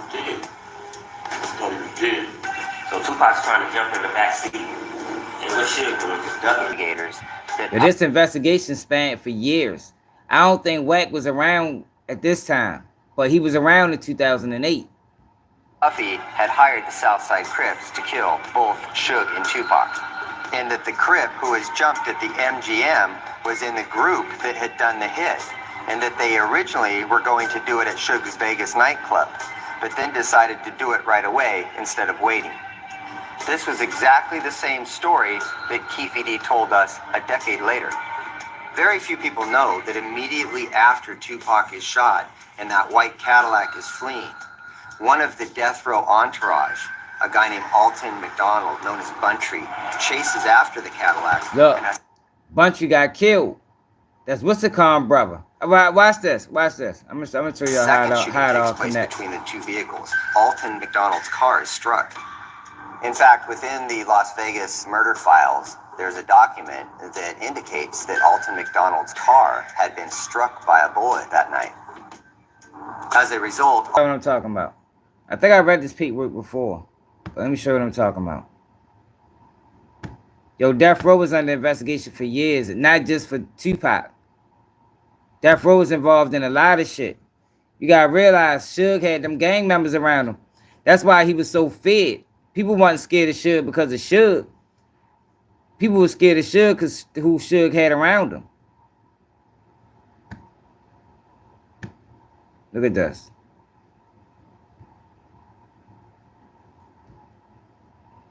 Look at this. Hold up.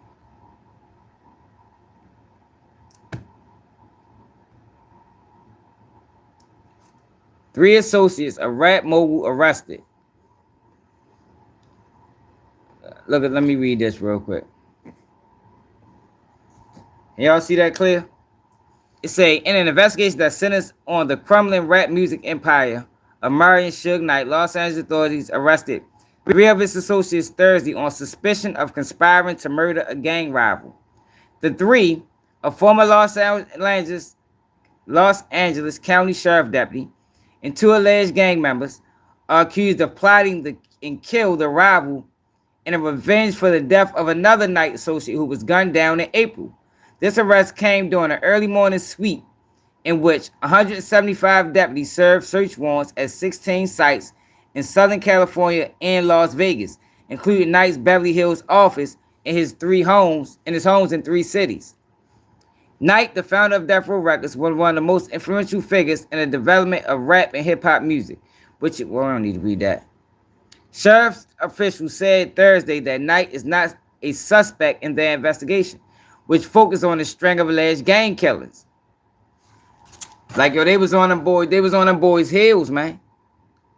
And they flipped some of them. And I think Wack was one of them, including several of which the victims were Knight employees or associates. The officials also stressed that the investigation is not related to unsolved killings of two rap biggest stars, Tupac Shakur and Christopher Wallace, also known as Biggie Smalls and Notorious B.I.G. This is strictly a gang-related murder in the city of Compton.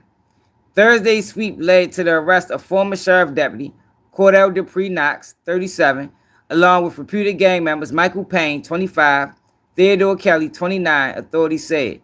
The three were charged with conspiracy stemming from the June 7th death of Eric Lethal Daniel, 29, a reputed Compton gang member known by the nickname Scar. Yo, they went to war with the Compton Crips for years, man, after Tupac was murdered. Look, none of the three arrested is believed to have been the gunman. Investigators said sheriff investigators have arrest warrants for 5 other people who are still at large. Kelly was arrested at 5 a.m. at the Wilshire Beverly headquarters of Knight's company, now known as the Row Records. Knox, who worked as a security guard at the Row, remember he changed it to the Row, was arrested about the same time at his Compton residence. Payne was arrested at his home in Long Beach.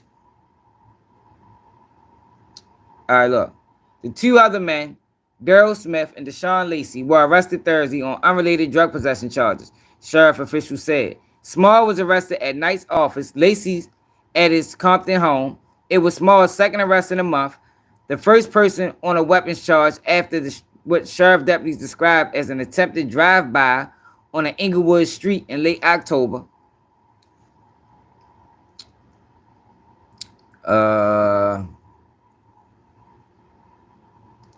Heavily armed deputies in Thursday sweep, search, and arrest warrants Thursday sweep, serve, search, and arrest warrants in and around Los Angeles, besides Compton, Beverly Hills, and Long Beach.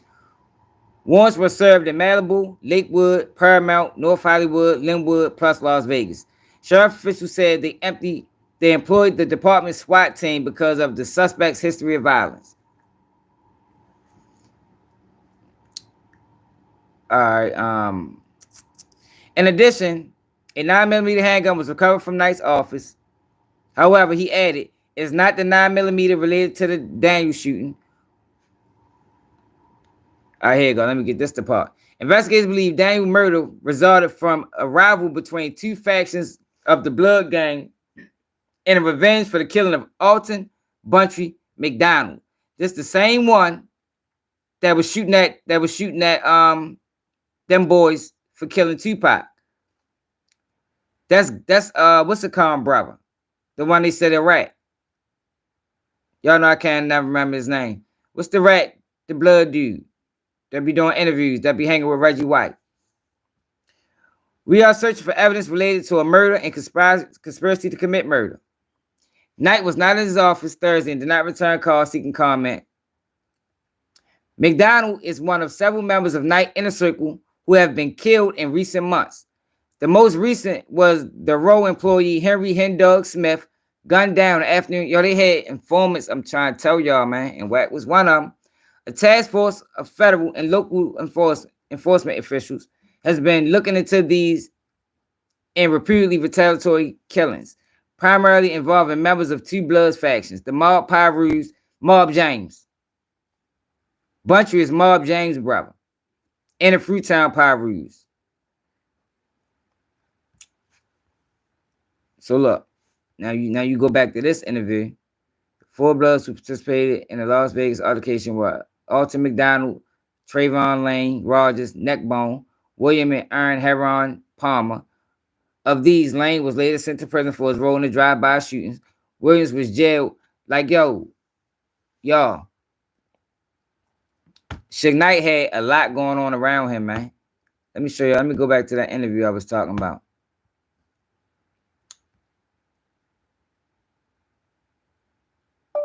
Wack 100 bomb first interview. Wack 100 bomb first interview.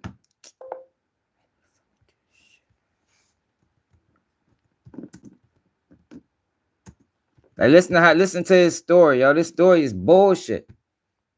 The whole story he gave is bogus. Yeah, I was under investigation. Why would Wack be under investigation? Wack was a fucking truck driver / valet driver. He wasn't under no investigation. Death Row was. And he was connected to Death Row. He tries to explain it. And if you don't understand law and how this system works, you'll believe it. But if you pay attention to him. Me the cash money when I open his phone up, bro, and go to Spider Low. No, not this. He was making fake pages up saying I signed him the cash money list. Right? So, you know, I think they get. Hold on. No, that's not it. That's not it, y'all. Hold up.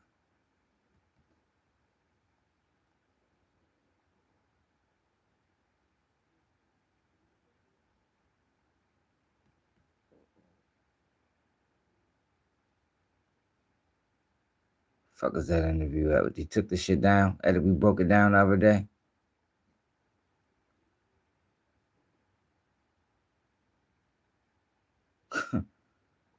Now we having a hard time finding it. Get the fuck out of here, yo. They should be pissing me off. Last time we ain't have a hard time finding it. Starter box.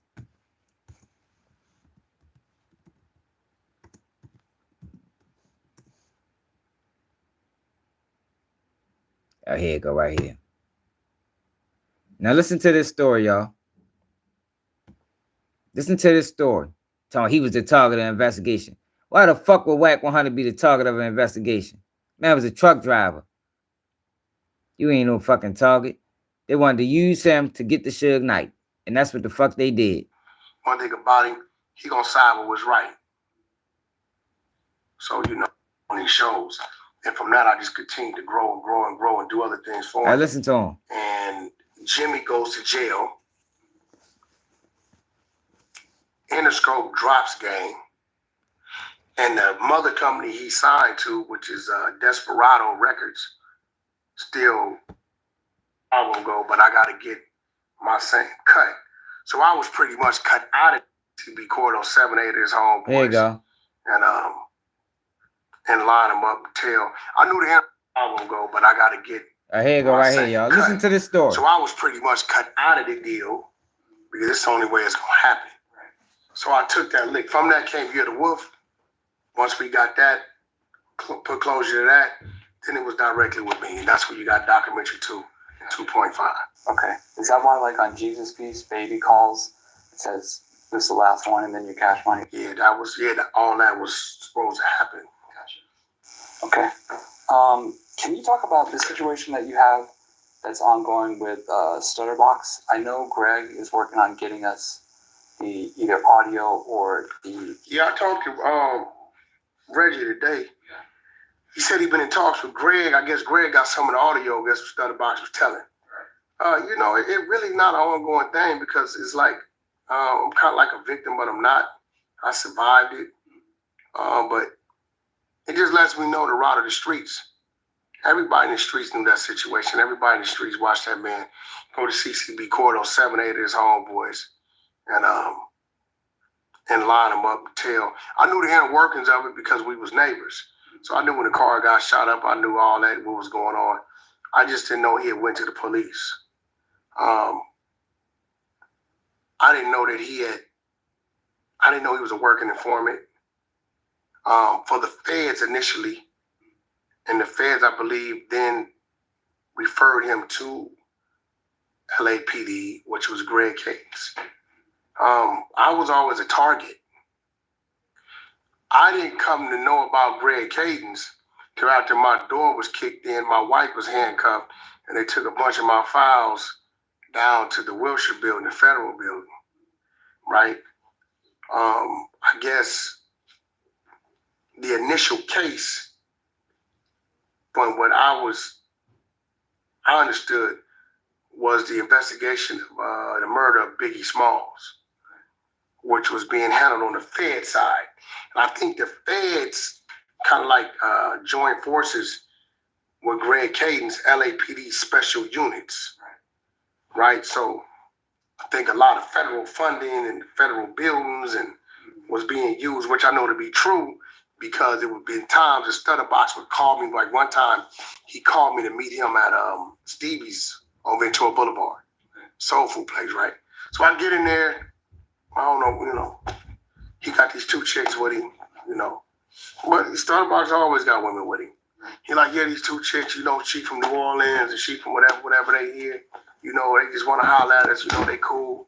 Some bad bitches, and I'm looking at that box like, all right. Right, do I got a BMW? We order food. Box gets up, goes to the bathroom.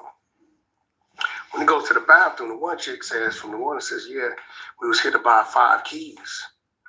But our connection, he went dark. Box tells us that, you deal with Suge. Look.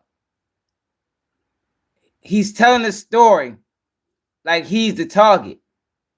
If you're the target, why the fuck is they asking you about Suge? Like, I swear I don't know how people allowed him to get away with this. Suge is the target. Death Row is the target. He was just a motherfucking mule. Was the investigation of the murder of Biggie Smalls. Look, he said it. He said it. So he's saying he the target, but they're investigating Biggie Smalls. Nah, bro. Suge was the target, man. And they flipped this dumbass. And listen to him explain how he got out this gun case. That's bogus. I knew the inner workings of it because we was neighbors. So I knew when the car got shot up, I knew all that, what was going on. I just didn't know he had went to the police. I didn't know that I didn't know he was a working informant for the feds initially. And the feds, I believe, then referred him to LAPD, which was Greg Caden's. Now look, all of this is going on around that same time. Was that paperwork we just read? When they locked up the three row members. I was always a target. I didn't come to know about Greg Caden's till after my door was kicked in, my wife was handcuffed, and they took a bunch of my files. Kid Brazy? Because he's a fucking cancer to the community. COINTELPRO. All he does is push nonsense and bullshit. He need to be eradicated. That's why I care. Down to the Wilshire building, the federal building, right? I guess. And then he explains why he still talked to Stutterbox. You still talk to Stutterbox. Well, at least at this time. Knowing he was a working informant. They could Stutterbox know your secret. The initial case, from what I understood, was the investigation of the murder of Biggie Smalls, which was being handled on the Fed side. And I think the Feds kind of like joined forces with Greg Caden's LAPD special units, right? So I think a lot of federal funding and federal buildings and was being used, which I know to be true, because it would be times the Stutterbox would call me. Like one time, Lloyd. He called me to meet him at Stevie's on Ventura. And he cool with Reggie White. Reggie White cool with Greg Caden. This is a detective that supposed to have been investigating you, but was really investigating Suge Knight in Death Row. How you be cool with somebody that's cool with an investigator that investigated you? Fuck out of here. Boulevard, soul food place, right? So I get in there. I don't know, he got these 2 chicks with him, But Stutterbox always got women with him. He like, yeah, these 2 chicks, she from New Orleans and she from whatever they here. They just want to holler at us, they cool. Some bad bitches, and I'm looking at Box like, all right. We order food. Box gets up, goes to the bathroom. When he goes to the bathroom, the one chick says, from the one that says, yeah, we was here to buy 5 keys. But our connection, he went dark. Box tells us that, you deal with Suge. So I'm like, what the hell Suge got to do with 5 keys, right? What the fuck do I got to do with 5 keys? But at the time, I'm not understanding what's going on. I said, look, I'm gonna go to the bathroom. I'll be right back. So I make my way to the bathroom. Instead of going left, I go right to valet. I get out of there. 15 minutes later, Box like, where you go? Because he didn't came back. Where you go? Man, I'm on my way home. Oh, bro, asking me something about 5 keys and Suge and all that. I don't know who you with, bro, but watch your back. I don't know what that's about. Now, what's shocking is, fast forward months later, I find a tracking device on my diesel. It's in the book. I know what it was.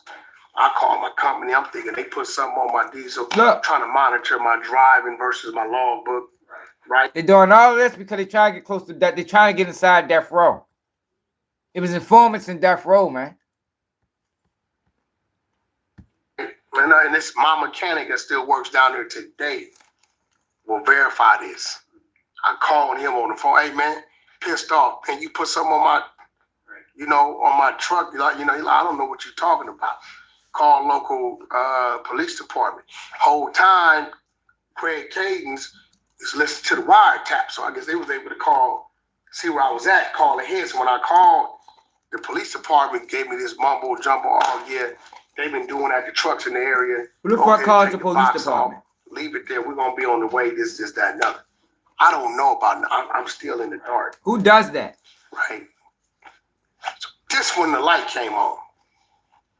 When they raided my home, they watched my wife take my kids to school, come back, they come in. They're running all through the house.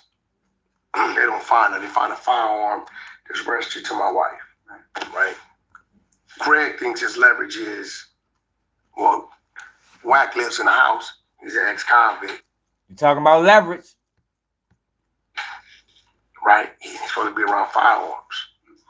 Little did Greg knows I'm not a resident of the state of California anyway. That means nothing. So I owned like 7, 8 houses at the time. Matter of fact, at that time, I had about 12. I was heavy in real estate. Yeah, but where's the case? So they took a bunch of my files and go down there. There's no case. Where's the case for this firearms charge, Wack? There's no case for it. They flipped them, y'all. I think my attorney was Jeffrey Brody at the time. Tell Brody to meet us at the Wilshire District. We get up there. Officer Greg and his partner. But this what fucks me up. When we come off the elevator, I see a bunch of people in FBI flag jackets. Guess who one of the persons I see? The fucking female from New Orleans that asked about the 5 keys. See, let's get deeper than what he talking about. Right? And he was already working with the feds on whatever he been working on with dealing with everybody in LA County. From the understanding with my attorney and Greg, they didn't know Box. Exactly. Box was sent to them by the feds. So the question everybody like to ask is, what was he already doing with the feds? He was already working with them. It's documented. Right? So when I came up and I seen the chick, because she was real fine, like Creole style girl, right? I said, damn, that's the one. That's when the light came on. But it still hadn't registered. I still don't know at this time. And he go, stop. I'm telling myself, oh shit, I wanted Box know this motherfucker's the feds. I still ain't put it together. You slow as a motherfucker. Sit down. Yo! My attorney go to talk, threaten to file a harassment suit. I live in a gated community. You done kick this dude's door in, embarrassment, this, that, other, this where he fucked up. So he said he went into that he went into a meeting with Greg Cadence, which is crazy. Why are you meeting with Greg Cadence for one? But he threatens Greg Cadence with a lawsuit. But then he started explaining. He explains it like there's already a lawsuit. He catches himself because he realized he got caught in a lie. Check him out. Like Creole style girl, right? I said, damn, that's the one. That's when the light came on. But it still hadn't registered. I still don't know at this time. I'm telling myself, oh shit, I wanted Box know this motherfucker's the feds. I still ain't put it together. So when we sit down, my attorney go to talk, threaten to file a harassment suit. You hear that? I live in a gated community. You done kick this dude's door in, embarrassment. You heard him? When we sit down, my attorney is threatening to file a harassment suit. Now listen to him. This, that, other. This to him fuck up. This, that, another. This, that. We still don't know what basis they had for that. It was Suge It Knight. doesn't come out till death row. We're pressing about this lawsuit until we get to the bottom. And they have a talk with my attorney like, look, man, we need him to drop that lawsuit. Now I have a talk with my attorney, and he like, man, look, we need him to drop that lawsuit. I thought you went in there talking to him, saying you was going to file a lawsuit. Now a lawsuit already exists. He lying. You know, things that happen between then. I've been pulled over leaving Encore studio.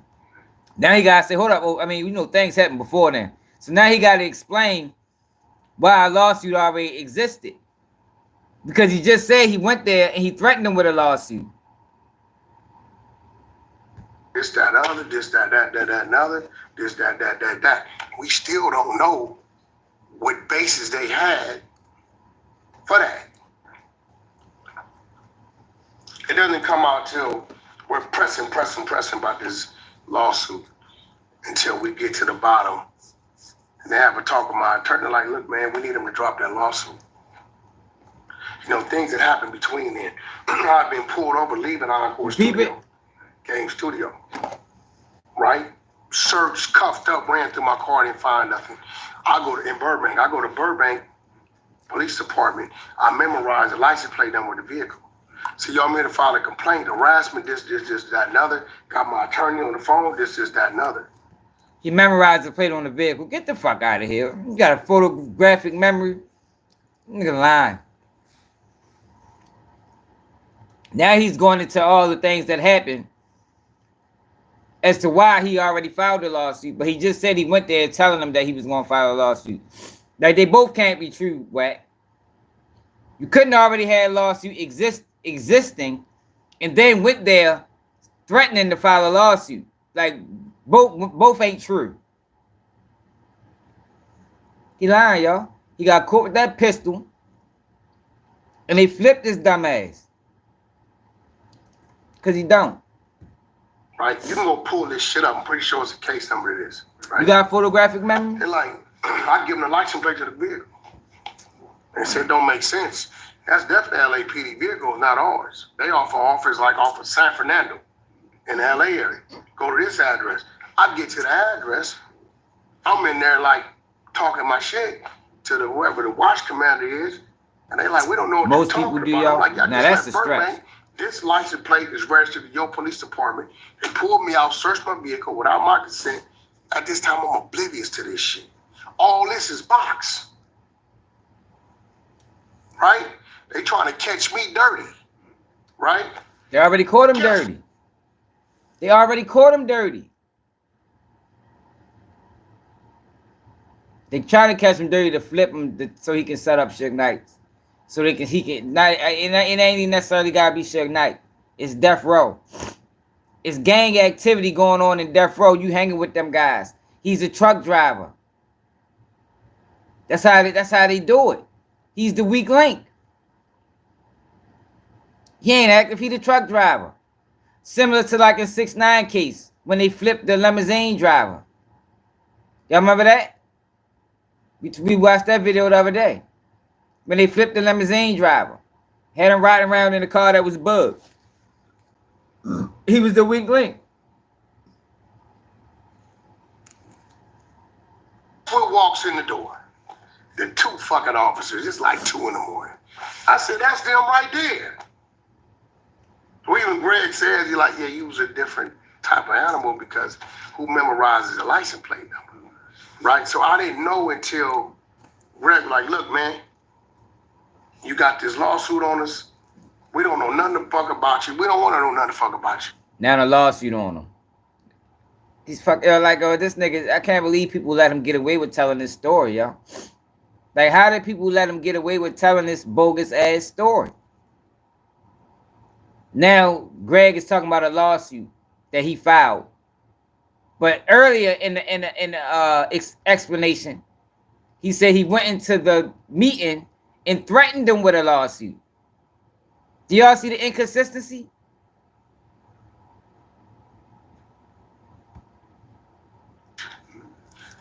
And I think Greg had made his mind up, because I don't know what it went in previously, that he had it with Stutterbox.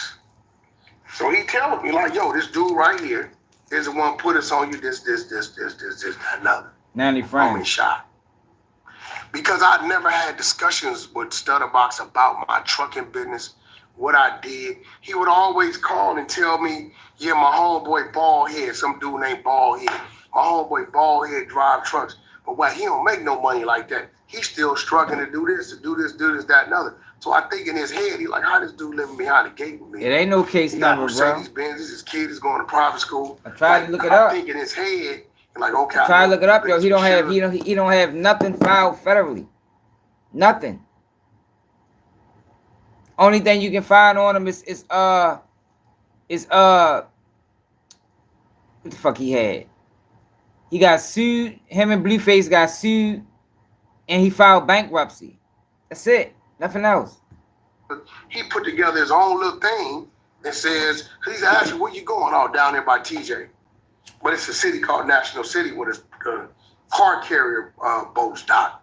So we load Bentley, Porsche, Toyota, Mazda, all that's loaded down there.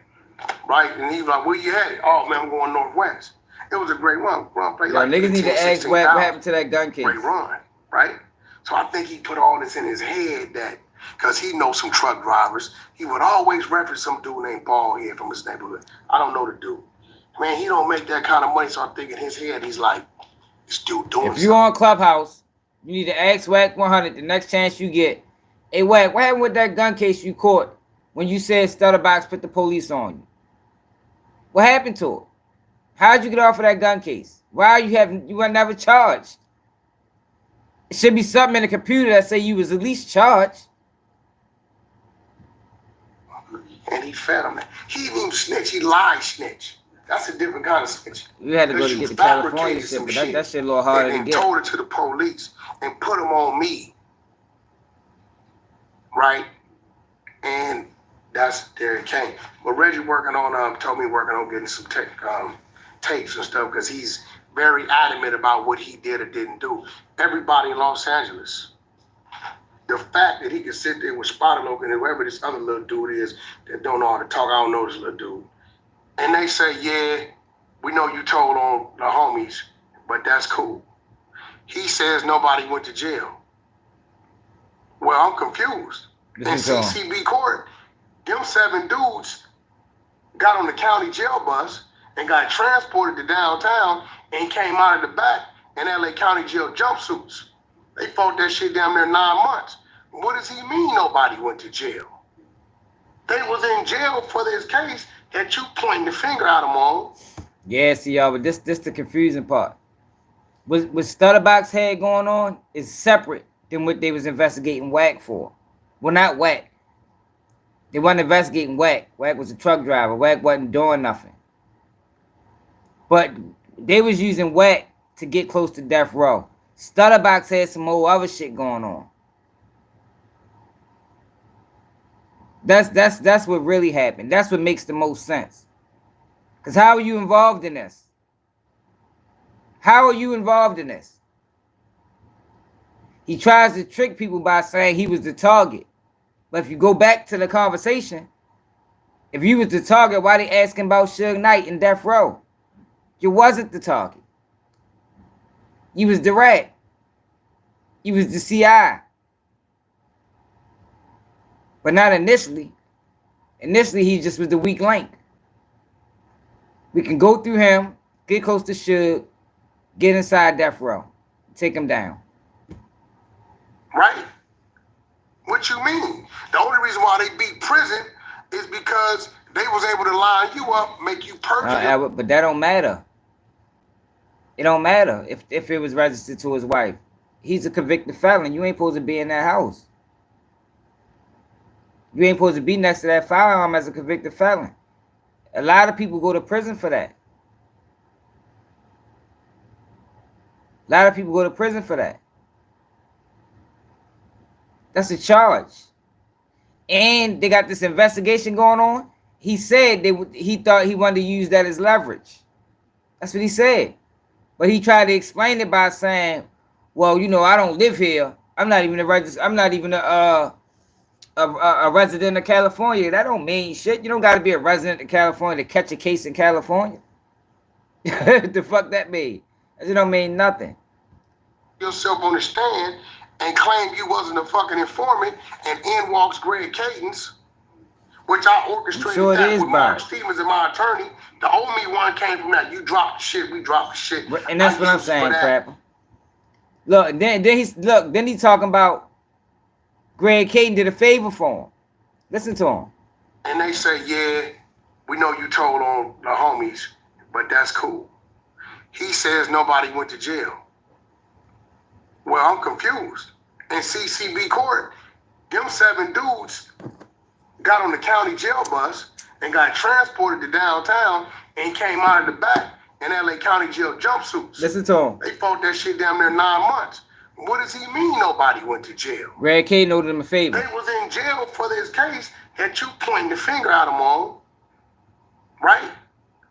What you mean? The only reason why they beat prison is because they was able to line you up, make you perjure yourself on the stand, and claim you wasn't a fucking informant, and in walks Greg Cadence, which I orchestrated that with Mark Stevens and my... He orchestrated that with Greg Caden. How the fuck is you orchestrating something with a detective?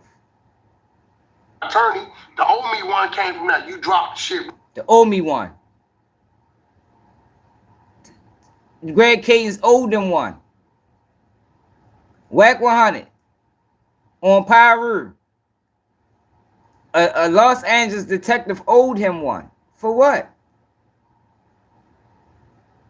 Why did he owe you one, Wack? I'm confused.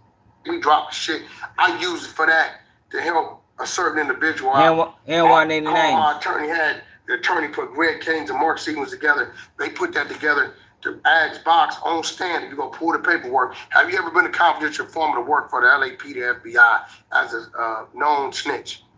He lied on the oath and said no. Greg Cadence takes a stance, provides a document that this dude is in fact one of our informants. This, that. At that point, the judge looks at it.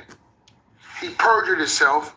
Therefore, any allegations or any claims he's bringing on anybody is non and void. They drop the charges on these 7 Crips and let them go.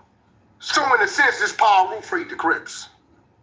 But, you know, my target was to help another individual out. And that's where that came from. Why you not? What you mean? How did Wack help somebody out from getting prosecuted? Like, yo, how did people allow him to get away with this 2 years ago, man? Like, yo, people supposed to have been on his ass. He got to explain this again, yo. If somebody's on Clubhouse, make him explain this again. Who's this other individual?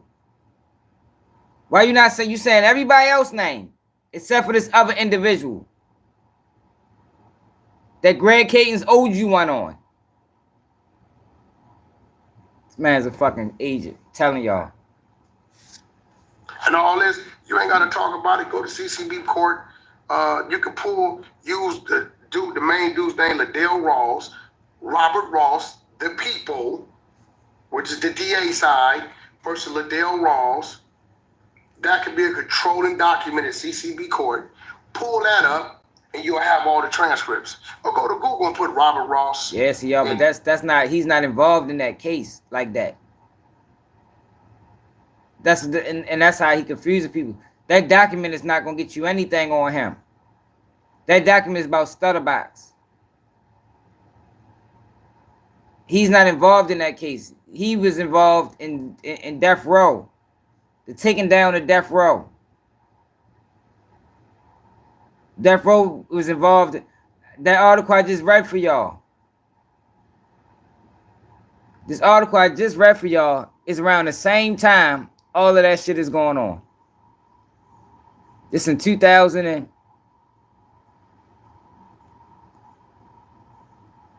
this article was written in 2012. They was investigating death row for years, man. For years, they was investigating death row after Tupac got killed.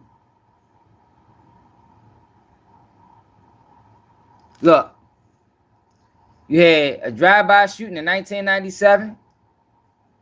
McDonald was gunned down in 2002.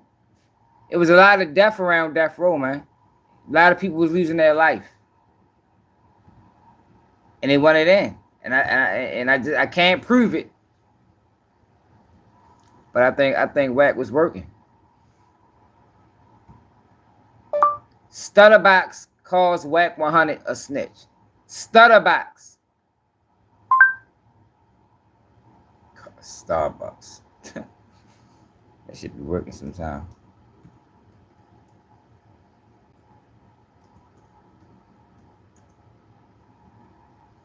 Stutterbox Wack 100.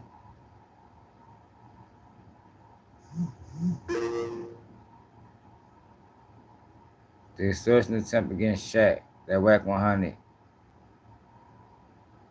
pulled into by Stutterbox. Stutterbox wiretaps.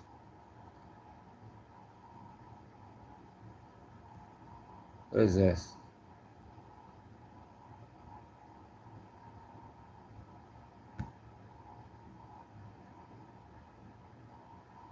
Who page is this? 1 minute hip hop. All right, yeah, this video we're gonna start off a little bit differently. We're gonna go through the paperwork that Wack 100 references in this particular audio. Robert Ross versus Shaquille O'Neal against So he got the former paperwork. NBA player Shaquille O'Neal. Further, definitely check out that link. Salute to. I'm just playing with me. Don't he know I got reach? Man, I Get right into Listen this. to him. He got Explain reach. with That man the Don't he know I police, got huh? reach? Man, I thought that was a whole nother dude, man. Who?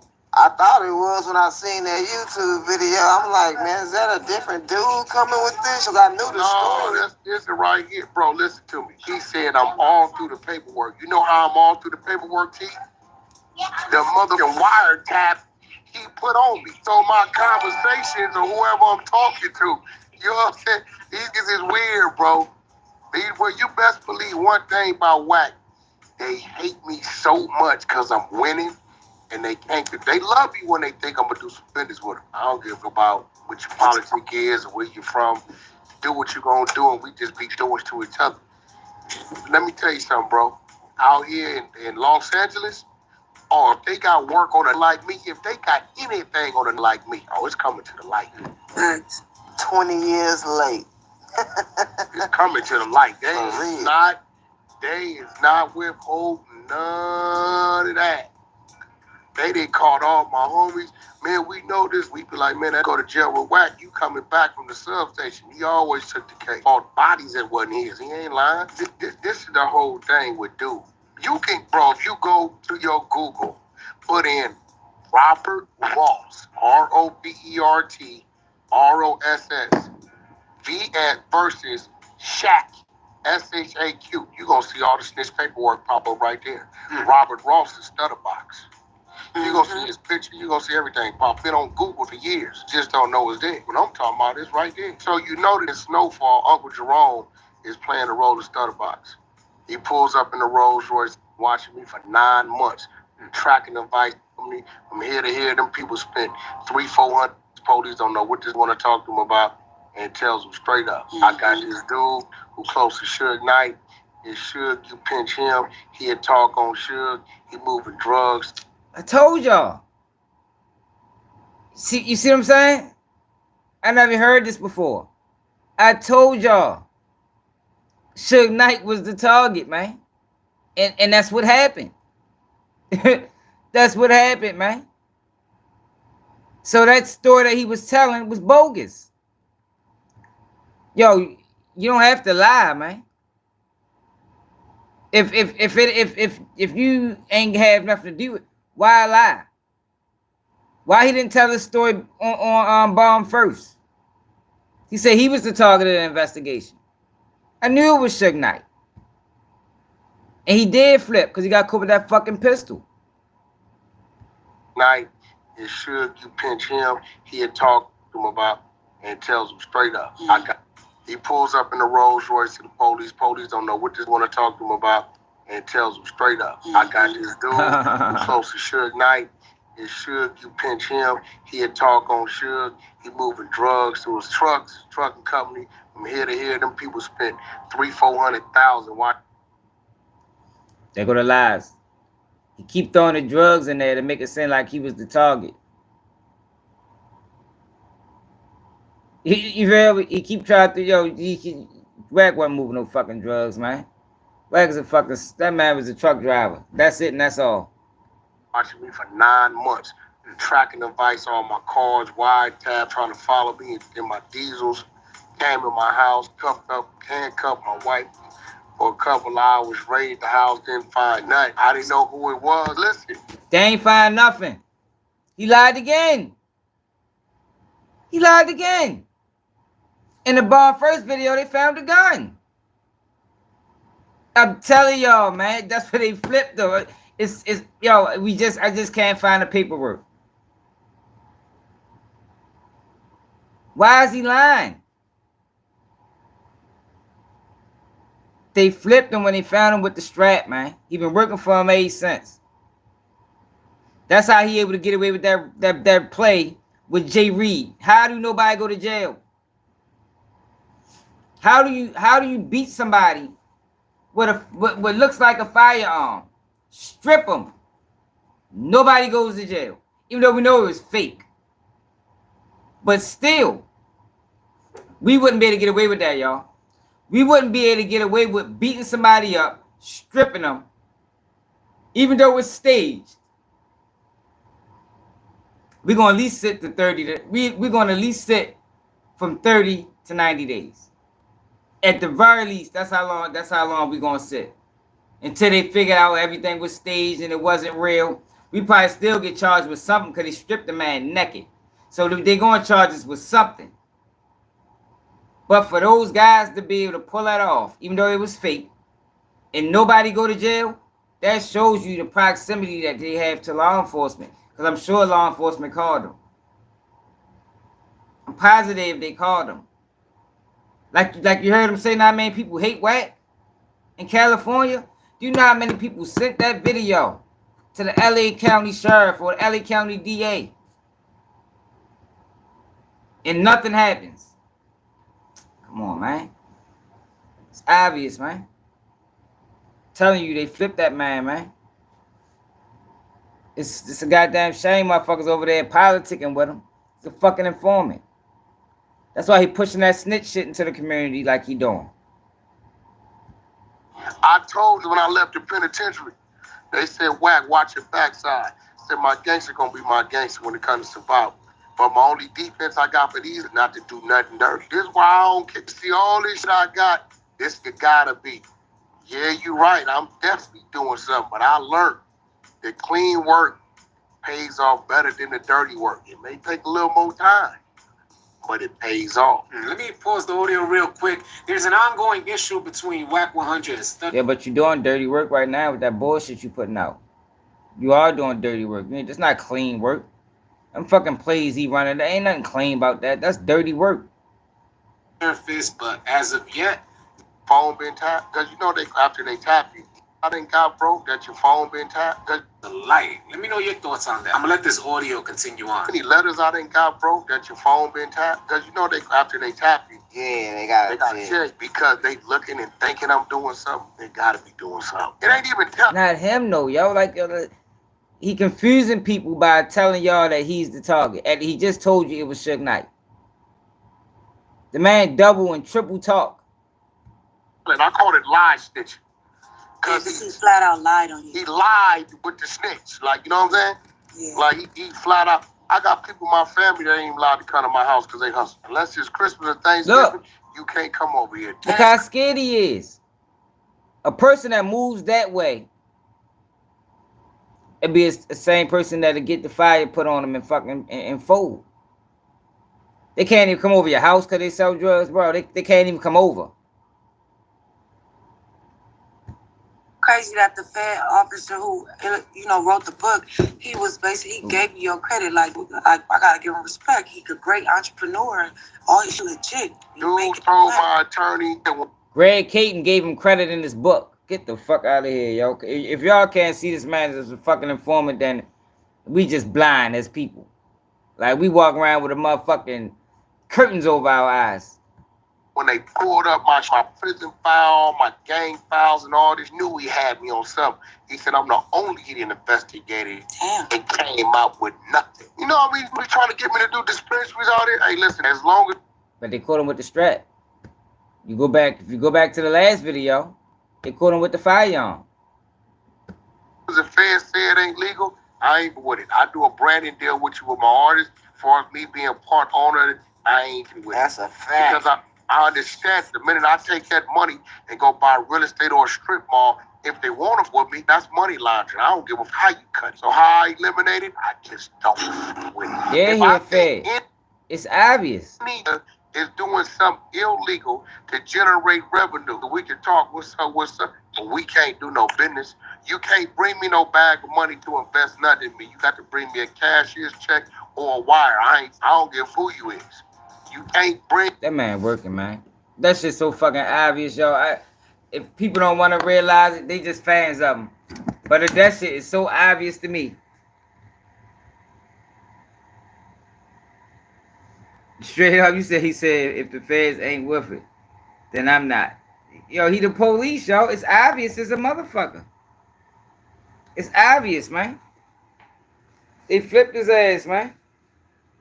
They flipped his ass in this situation. They flipped him. Stutterbox put the police on him. Well, not him. You heard what he said, what I've been saying. This is the first time I heard this audio. I've been saying this shit for 3 weeks now. Like, yo, I'm telling you, yo, that situation, he keeps saying he was the target, but it really was Suge Knight. And he admitted on Clubhouse that the target was Suge Knight. But in the Bomb First interview, he was the target. Yo, the truth. What we say about the truth, y'all? You don't have to add to it or take nothing away. The truth is going to stand on its own. The truth is always going to stand on its own, man.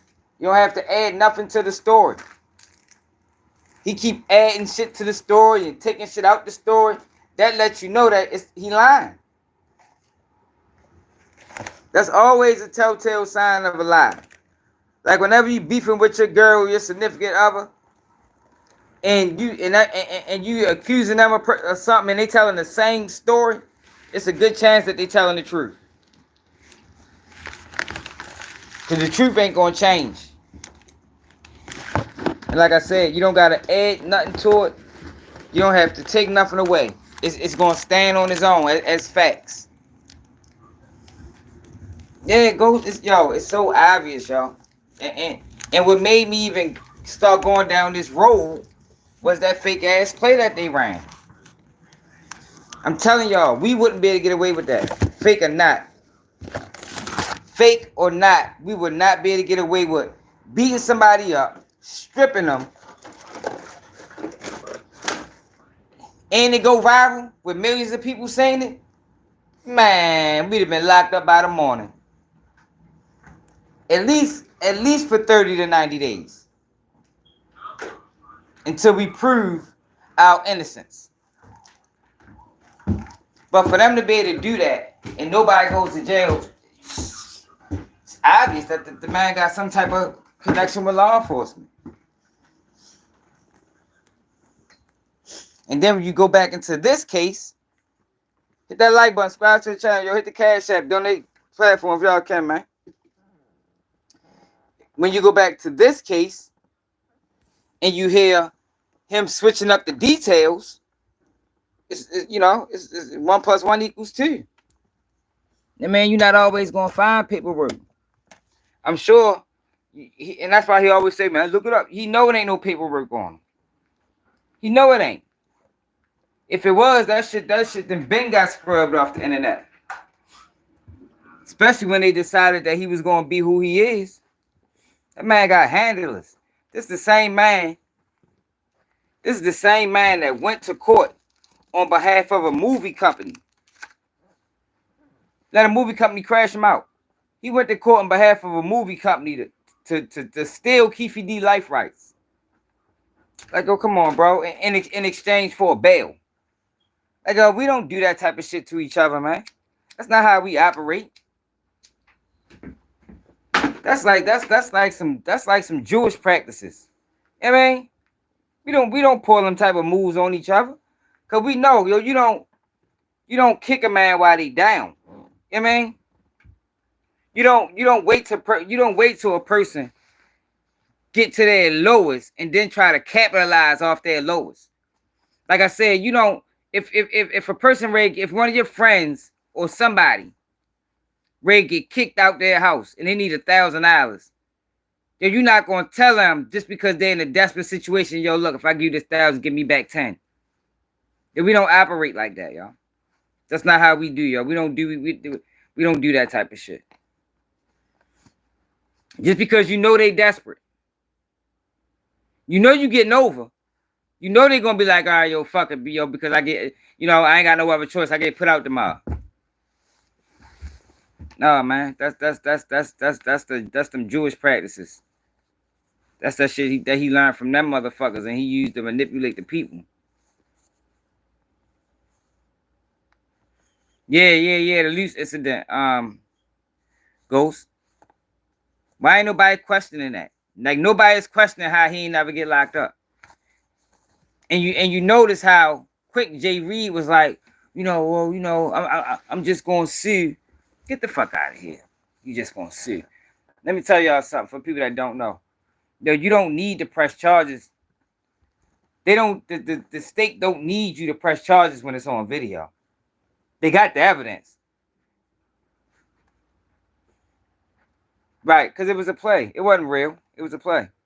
But even with it being a play, y'all, if we'd have pulled the same exact play, we'd have all been booked right now. We'd have been talking on the jail phone. You feel me? We'd have been talking on the jail phone. We wouldn't all be right here. We'd be on the jail phone talking about, man, that shit was dumb as shit. Yeah, but they'll figure it out. They're going to figure it out once we go to court. It should get tossed out at the preliminary. You feel me? Like, that's the fuck we'll be talking about. Yeah, fuck around, get tossed out at the preliminary, man, because I got the text messages of us setting it all up, and then, I'm just going to get that to the judge, get that to the lawyer. But we definitely going to jail first. You better believe that. We going to jail first. Exactly, Lord. Like, that shit was dumb as shit. We better do those shit like, yeah, we went viral, but that shit sent us straight to jail. Fuck, don't nobody get locked up for that shit. And ain't nobody calling it out. You suppose, and then you got Loose Cannon, who's a convicted felon. Like, yo, come on, man. Them boys working. He's a convicted felon. He got a picture, he got a video where it looked like he got a firearm. He smacked somebody with it. He smacked somebody with it. And he don't get booked. And I'm not saying I want him to get booked. I'm saying this because it shows you who these people are. It shows you who they are. Because we wouldn't be able to get away with that. Not on any level. Oh, yeah, though, man. Yeah, you're wild as shit, though. But I'm glad we found that video. Yeah, straight up. Yeah, they don't play in Cali. Cali got some strict-ass laws, especially on firearms. Oh, my God. Cali still doing 3 strikes out that bitch. I mean, they still tapping motherfuckers. Subsequent offender. You know what I mean? You got caught 3 times. Man. Cali ain't playing no games. Yeah, it wasn't real. It was a play. But it was, the visual of it looks bad. You see a motherfucker getting beat and stripped. That's enough for any one of us to get booked. And probably won't see the light of day.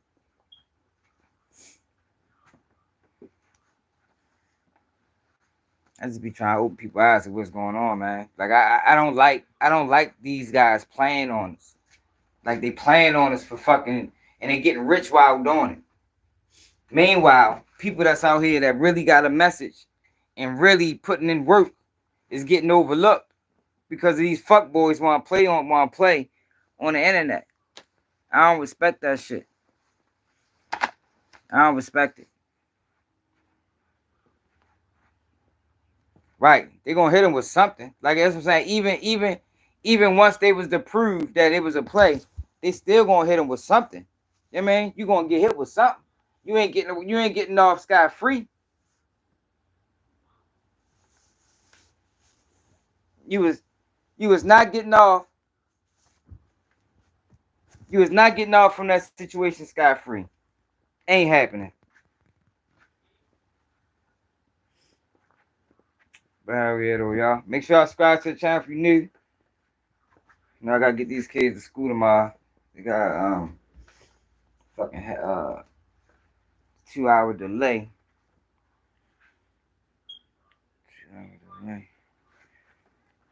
Yeah, yo, share this live. Make sure you subscribe to the channel if you can. Become a member of the channel. I got some good videos on membership that people should check out. It's another day of Keefe D News, and I'm out.